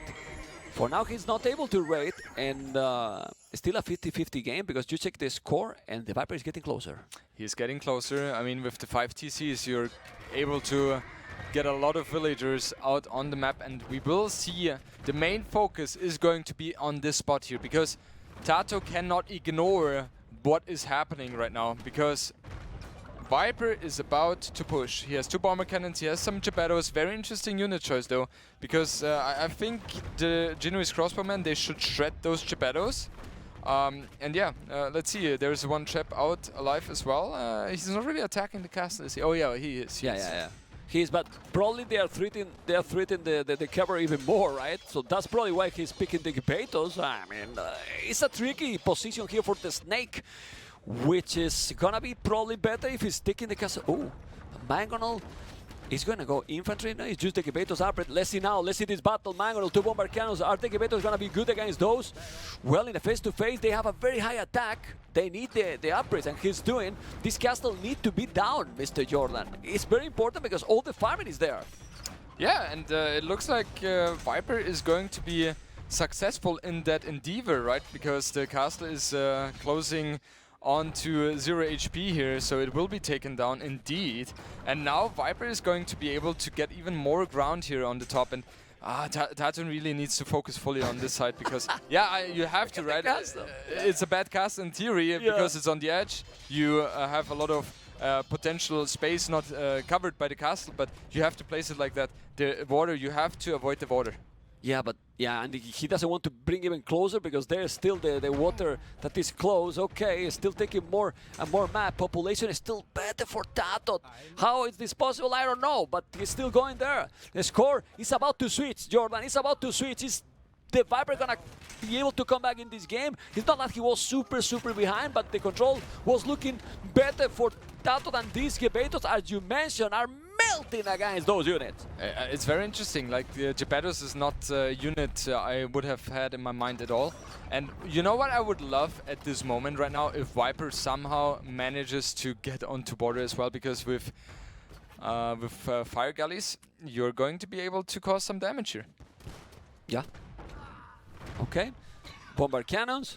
Now those Geppettos is gonna be +4, which is gonna make them a lot stronger. Population is still lower, but he's still getting more and more map control. And I see also some red dot in the goal. Let's check fast there. It's reading a little bit. Ooh, that can be important. Taking some villages. It's still 140, so it's not a problem.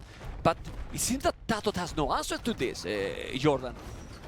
TaToH has no answer whatsoever. I mean, he has still a very healthy population, yes, but it looks like in terms of army size, he doesn't really have the counter for it. And we see the champion switch coming very soon, I suppose, as well, because he has infantry units upgrades, yes. We don't see supplies yet, so not yet, but it is always a potential he can go for, right? Yeah, well, he's just probably for the Geppettos, right? So it's fine. He has now a little bit stronger armor, chambered in armor. I think if he's doing Gebeto's bomber cannons and also send those Farimba lighters can be insane. Let's see now, because it's very important. The system's gonna go down. Oh man, he's needed this, he's needed this, he's needed this. Jordan, the Viper need to lose that many bomber cannons. I'm not sure about this move by the Snake. Oh, this was very disastrous for the Viper here. I mean, he loses everything, absolutely everything, man. Lost 4 bomber cannons. The 3 traps are very close to dying as well, but he gets reinforcements here, so maybe he's able to save those trebuchet. No, they go down. He's taking 2 down, not Mangon at least about to be down. No, he's saving as well, he's still sending more army, but he's losing a lot. He's losing a lot, and that castle now with 1 trap is not gonna be down. What happened there? I guess Viper focused. Yeah, I guess Viper focused on a different spot at the wrong time, right? Because it was such a valuable unit here, and TaToH successfully managed to hold or withstand the push from Viper, and now Viper has to go back and think about his next push again, because he was ahead in the score. Look at the score. It's insane. He lost so much. He lost so much, right? Well, look at the KD. Yeah. The KD is 114 to 58. He lost absolutely everything there. Well, the Viper keep going. It's similar village number. He also have 1 relic more. But the army now from TaToH is kind of scary, because now it's not Genoese. It's hand cannoneers. Yeah, and what do you do here against the hand cannoneers? You have to go for full cavalry play in order to... hand cannoneer yourself. You could go for that as well. Yeah, yeah. You know, better than Gebeto's probably. I mean, they are faster, you know, but they have more range. It's about the range there. Yeah, yeah, absolutely. I'm a little bit surprised by the Gebeto's, yeah. The bomber cannons go down again, man, and this looks like TaToH is getting a bigger and bigger advantage here. We can also see this being reflected by the score here. And okay, that's the reason for the Gebeto's. Now we have the answer. They're very strong against those Navy units. Okay, he's taking those. There is 2 monks. He's trying to convert something, but they're gonna take the galleys. Look at those. He's killing all them. Oh my god. They're ruthless, right? Absolutely they're wrecked. Then now he's coming now with the light cast. Though like that +4. The bomber cannon's trying to kill the range units, but it's not a note. Played by the armor. 3rd bomber cannon. Trebuchet also there. The game is stabilized. The game stabilizes. Oh. He is already cooking. Oh man. God, yeah. Well, they might be doing the draft probably. They are ready to rumble for the next series, but this is still not over. Crazy series, Mr. Jordan, as we expected, very, very close. But in this one, it's Viper able to win in the late game, because in these 2 cities in the late game, TaToH won.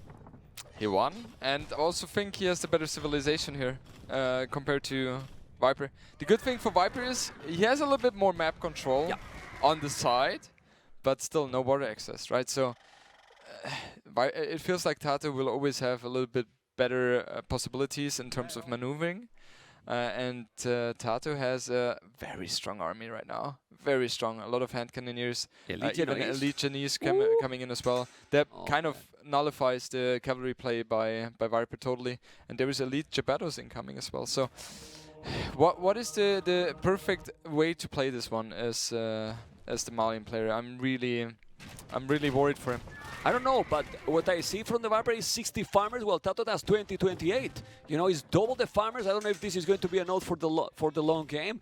It's not 200 population for the Viper, and the elite game. Oh, these bomber cannons! Oh my God, it's catch up those, but those are demos as well. TaToH is on point here. He's cleaning all this, and he's now coming with a lot of army. He's gonna try to make a counterattack. He's ignoring the Viper in the north and going to Viper base.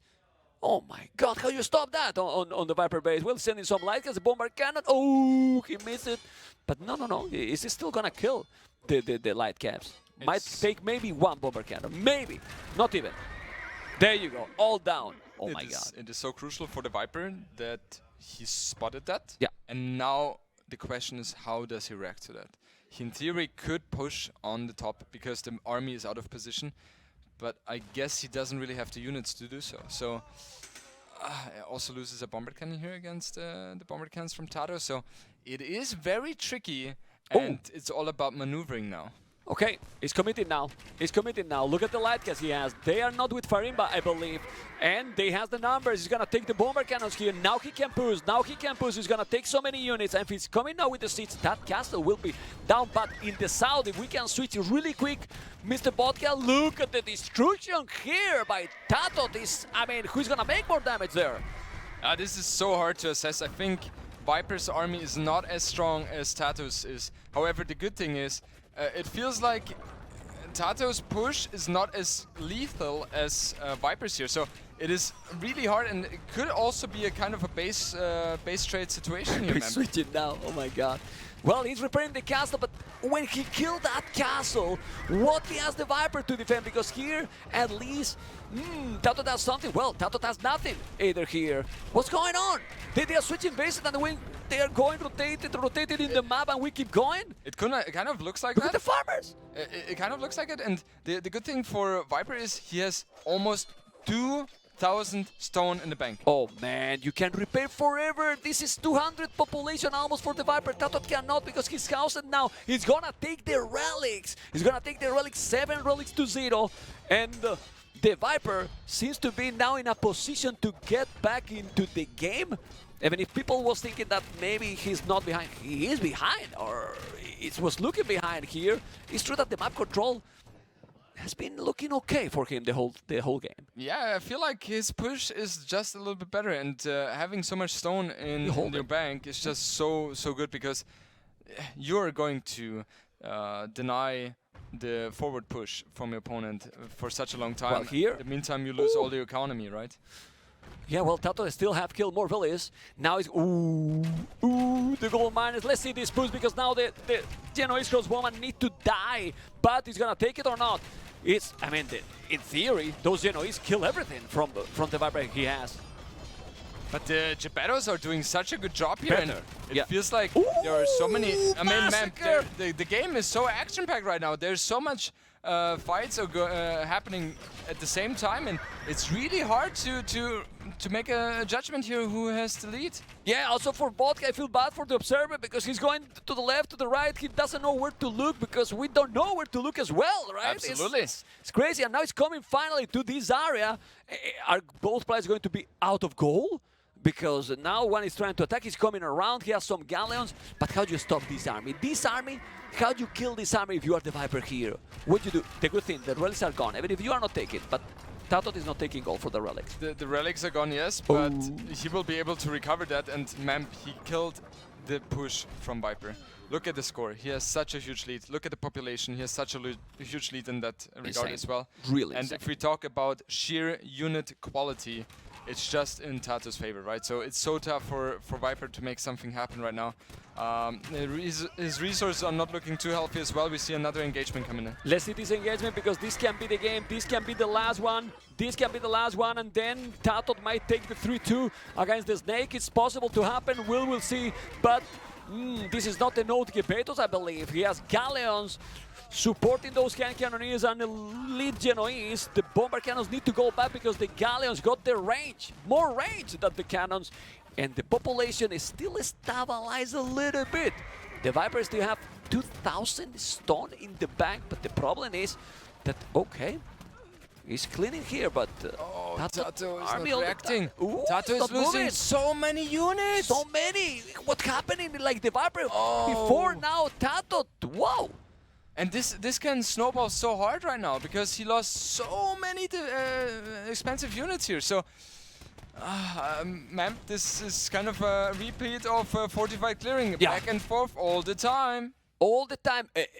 That he has Farimba. Can we check the light cap, Mr. Vodka? No, he does not. No, he doesn't have the mine those with +5 attack That's extra. crucial. My goodness. That's crucial. Will be insane. I mean, they will take the bomber cannons much easier in those engagements, but the Genoese are cleaning everything. They are cleaning everything. The light cap are just going to be destroyed immediately, and Viper has to retreat, right? Because he just cannot engage against that army, and he has to try to shift the focus onto the south side.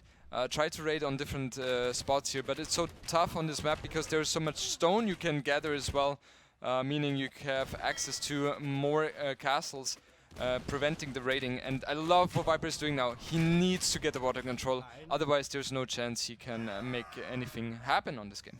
Okay, but is he doing the fast fire ship or something? No, it's not, right? He just killed with the Gebeto. He's doing the Assault Dogs. Okay, and now he's doing the War Galley upgrade, so he's gonna go for it. He's doing finally Archie ranges. I mean, why not hand cannoneers? We were talking about that. I don't understand that as well. Yeah, the hand cannoneers is the unit he definitely needs to add to his repertoire right now. Also, we didn't see any infantry other than the Gebetos, and probably champions there are better. I mean, they don't have the range, but if you mass the same amount of Gebetos, or better said, the same amount of infantry that Gebetos he got with the +7, complicated, you know? It's very complicated. Very the Gebetos are so good against Navy units, so I understand that point. However, they seem to be a little bit fragile against the Genoese crossbow and against the hand cannoneers, so it's really tough. Okay, still now fast fire is for TaToH. 200 population all the time. The Viper is struggling to get there. Doesn't have the houses even to get the 200 pop. Siege Wars up in front, and now more raiding with the Genoese. He wallet, and those Genoese are going to be in danger, but they are fully upgraded, so they should be just fine and gonna take more damage. And now even cavalry for TaToH. Imagine now doing hussars. Oh. Yeah, and this is the strongest combination the Italian player can go for. His farm economy doesn't look that healthy, ma'am. So he needs to add more on that. He has a healthy amount of food, but that's going to be depleting very quick if you produce hussars. But the push on the north side from Viper is not really big, and the push from Viper from TaToH on Viper space in the main is a huge one.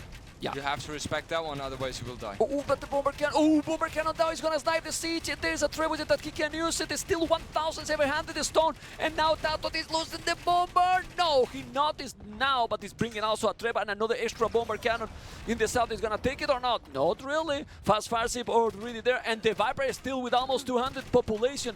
Who is winning this game? Well, for what the score say, it looks like it's gonna be TaToH, but the Viper is not giving up, not at all. He's not giving up, and especially at this stage of the game, you know, a score doesn't mean anything anymore. And yeah, it's just about position on the map. Yeah, let's see that battle, because I think he's trying to snipe the trebuchet, but there's two bomber cannons.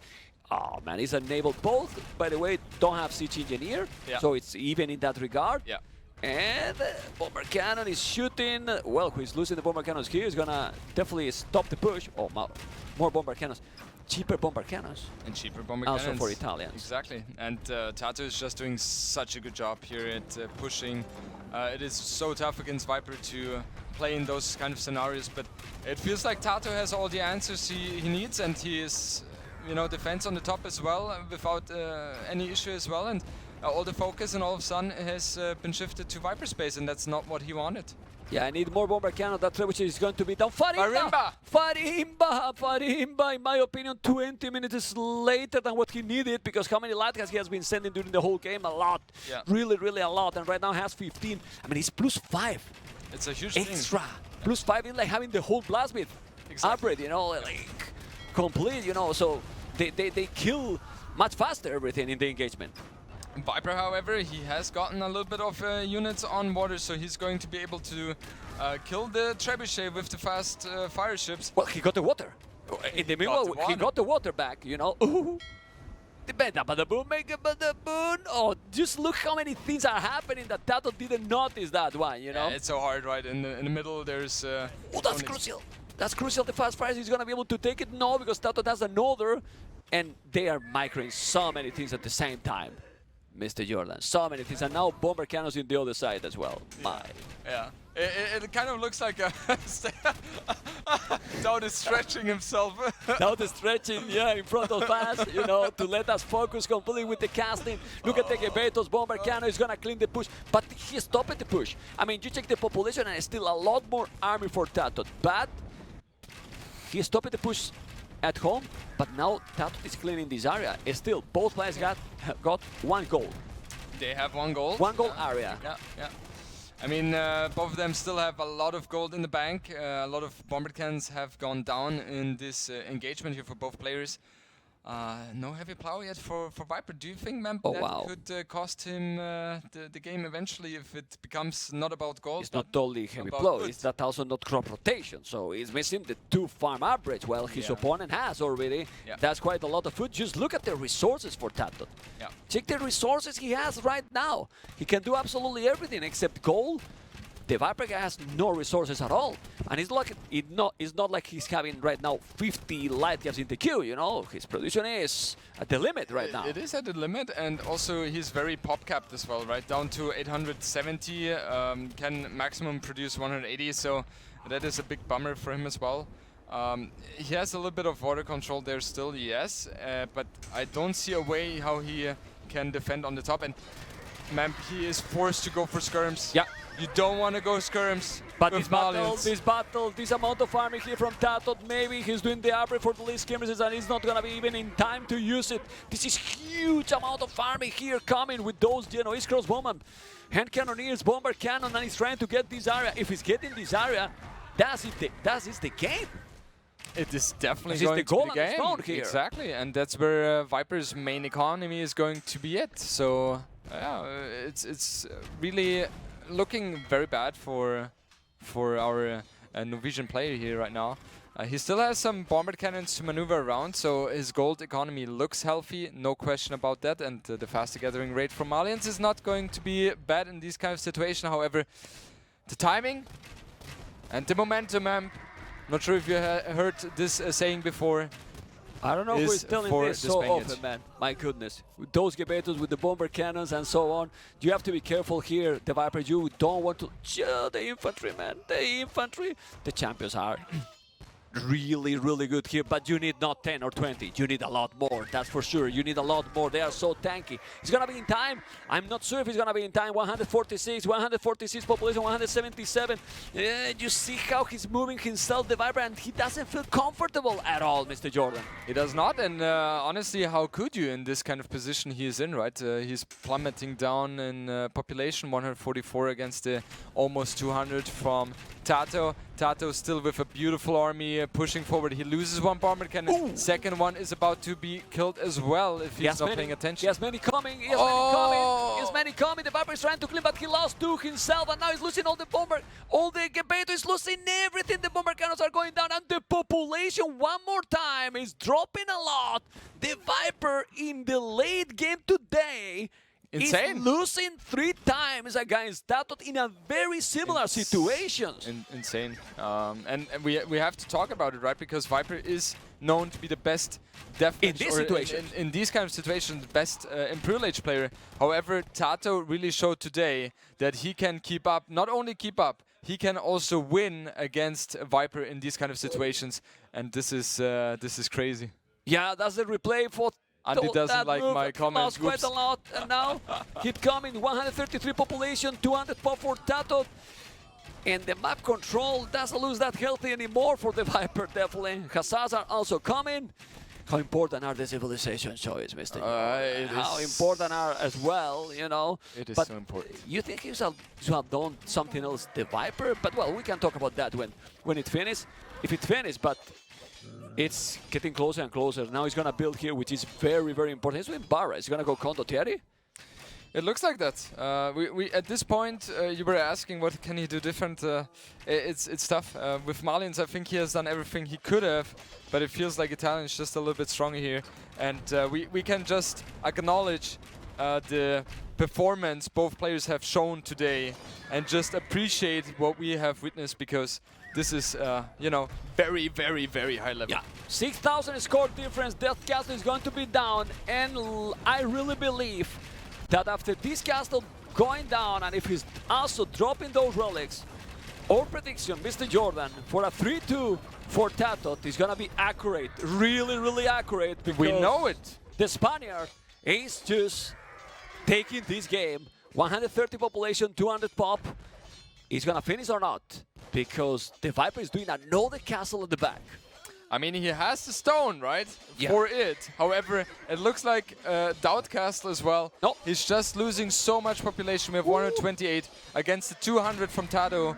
And at this point, you have to ask yourself, what can you do in order to come back in this game? And I think his answers to this are very limited. Yeah, well, he's killing the traps. That's a very good start for sure. You need to take the siege, but condottieri are coming. The condottieri are coming. If there's some gunpowder units, it's gonna be definitely great. And now TheViper has 77 villages. This is just impossible, and this is GG call. TaToH with a brutal win in this series, and look at this. Look at this. Insane performance by TaToH. Insane performance per TaToH. That is the winner. What a series, Mr. Jordan, from both players, but TaToH in the late game winning to the Viper. Scary. You know, that was where, you know, he always got comfortable, right? But he thought to feel even more now. Huh? Beautiful execution from both players, and you know, man, we kind of expected this set to go game number 5. I think if it was a best of 21, it would go to the 21th game. 11-10, so 10-11, right? both of them are so equal as of now, and TaToH feels like he has found the recipe to beat Viper in his comfortable zone. And you know, if I play against TaToH, I will try to prevent those situations, because that's where he excels the most. You are not terrible in late game. No, you are okay in late. Oh, and then they just put us when the Colosseum is down. You know, I feel there is a pattern. Yeah, exactly. There is a pattern. Is some meaning behind this? You know, is some meaning behind this? Well, TaToH is about to break himself. Doubt is on him. Oh my god! Oh my god! Well, if you cannot beat Hera in the well, it is TaToH, and that it is there. You're gonna go for the interview, Mr. Jordi, right? No, you just go. You go.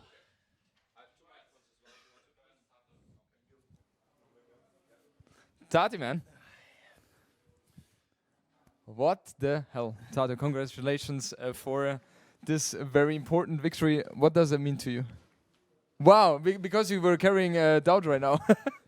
It was more exhausting carrying Doubt than in 5 games for 4 hours. Yeah, it looks like that. But, you know, you're a beast, and Doubt is not the lightest, so it's a good workout. It is a workout. Yeah. It's the only thing I will do, I think. Yeah.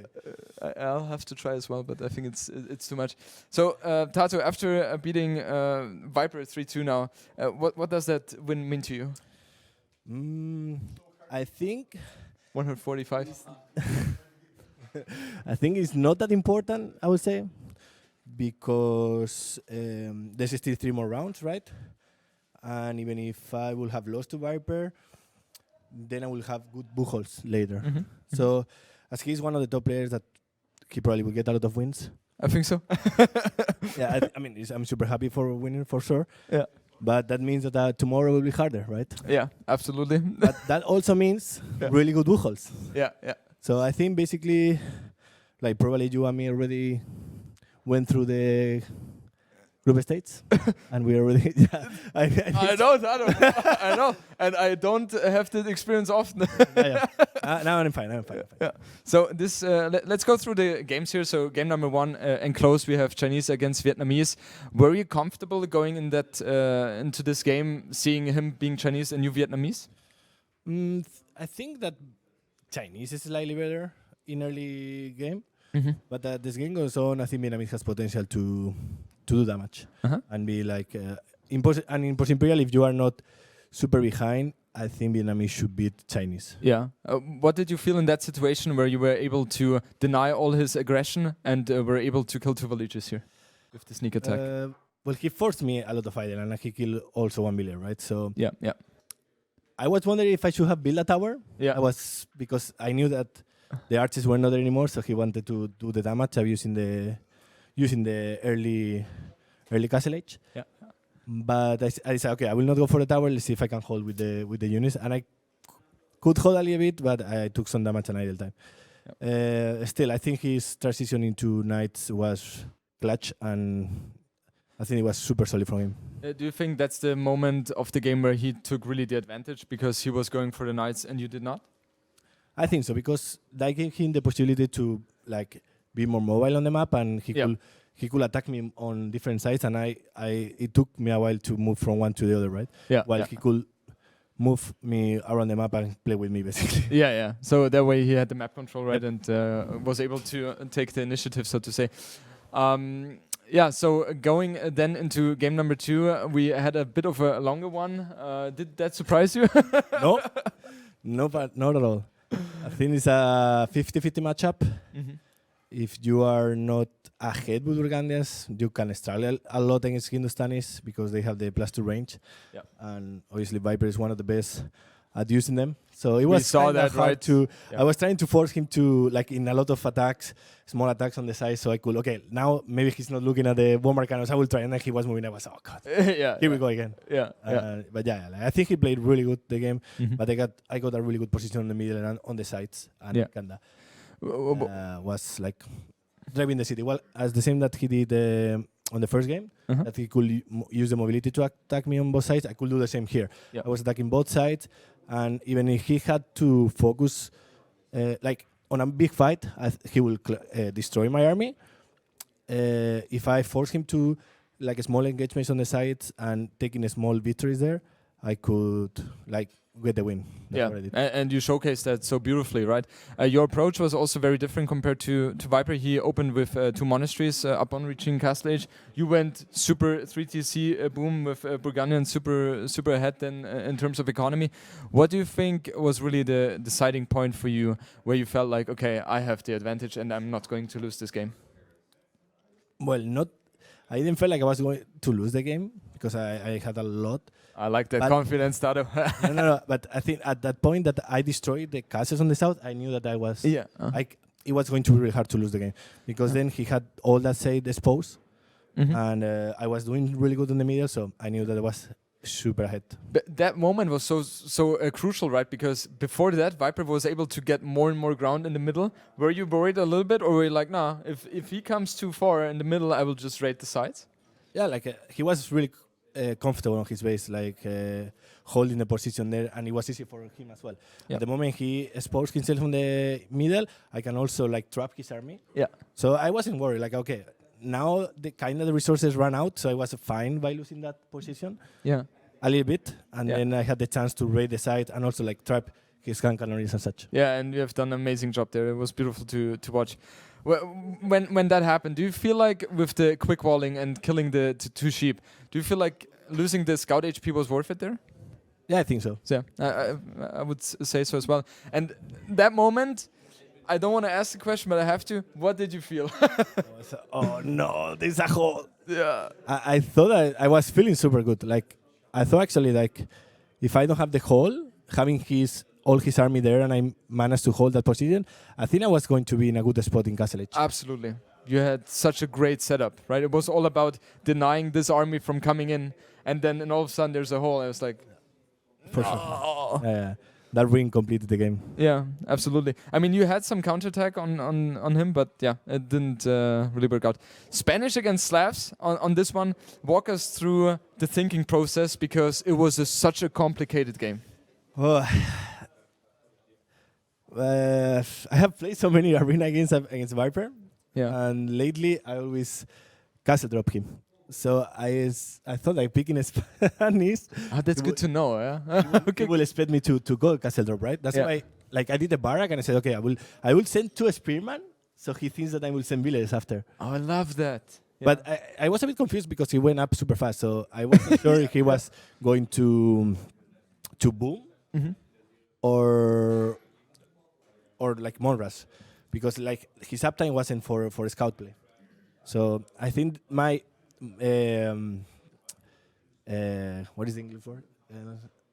Fake. Yeah, my fake didn't work as planned because he had already. He didn't go for the scouts. That's what. Yeah. When you scouted his forward there, did you feel like you're in a good position, as you were already on stone? Yeah, for sure. I was. This is perfect. I was mining stone. I just like thought for a minute what to do. Like, do I go for the castle first? Do I get some economy? Yeah. Because as well, like if I go for the castle and then he suddenly goes back, hit the rallies and booms, I'm not in a really good spot. So I decided to risk it a little bit. And go for like a bit more boom. Yeah, it worked out perfectly, right? Taking the win there on game 4, equalizing the set 2-2. And then your home map, Scholz. How do you feel like going into this game after playing already so much, and especially seeing him with Malians? We were fine. I mean, like, Dowd was complaining about the long game, so I think we drag the games a little bit longer as well for him. On purpose, right? Maybe on purpose. Dowd is saying that TaToH has to carry him to the shisha place today, so that's the deal they have going for them so far. Yeah, like Viper was like, I'm dead, but I think I can hold a little bit. Yeah, five more minutes, so just for Dowd. Yeah, also Just for important Dowd, point. because he will enjoy it. Yeah.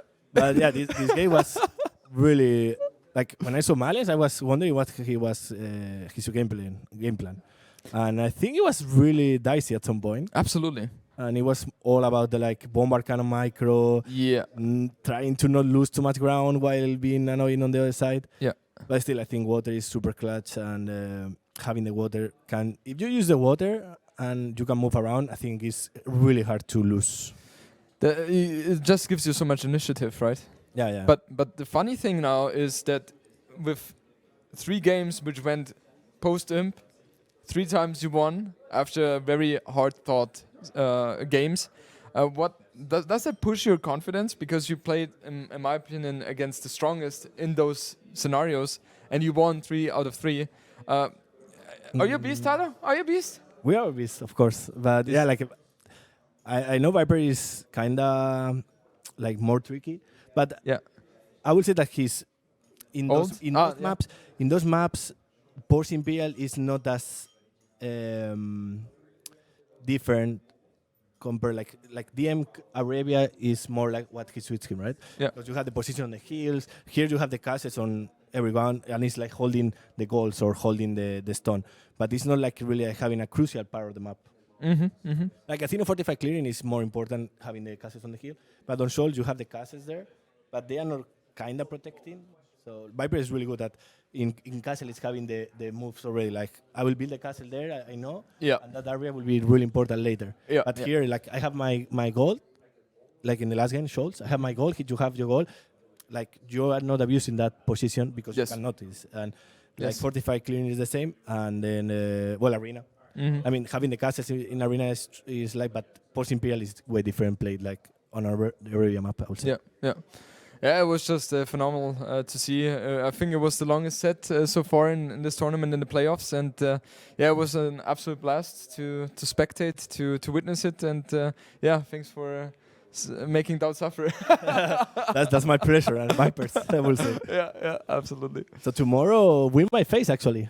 It could be TaToH. I'm scared. The both of us are scared. Okay, TaToH, thank you so much. Congratulations Thank you. again for this beautiful performance. And I would say we send you guys over to our lovely casters in form from Dave and who's the last one? Oh, the 90. Oh, perfect. Enjoy, guys. Have fun.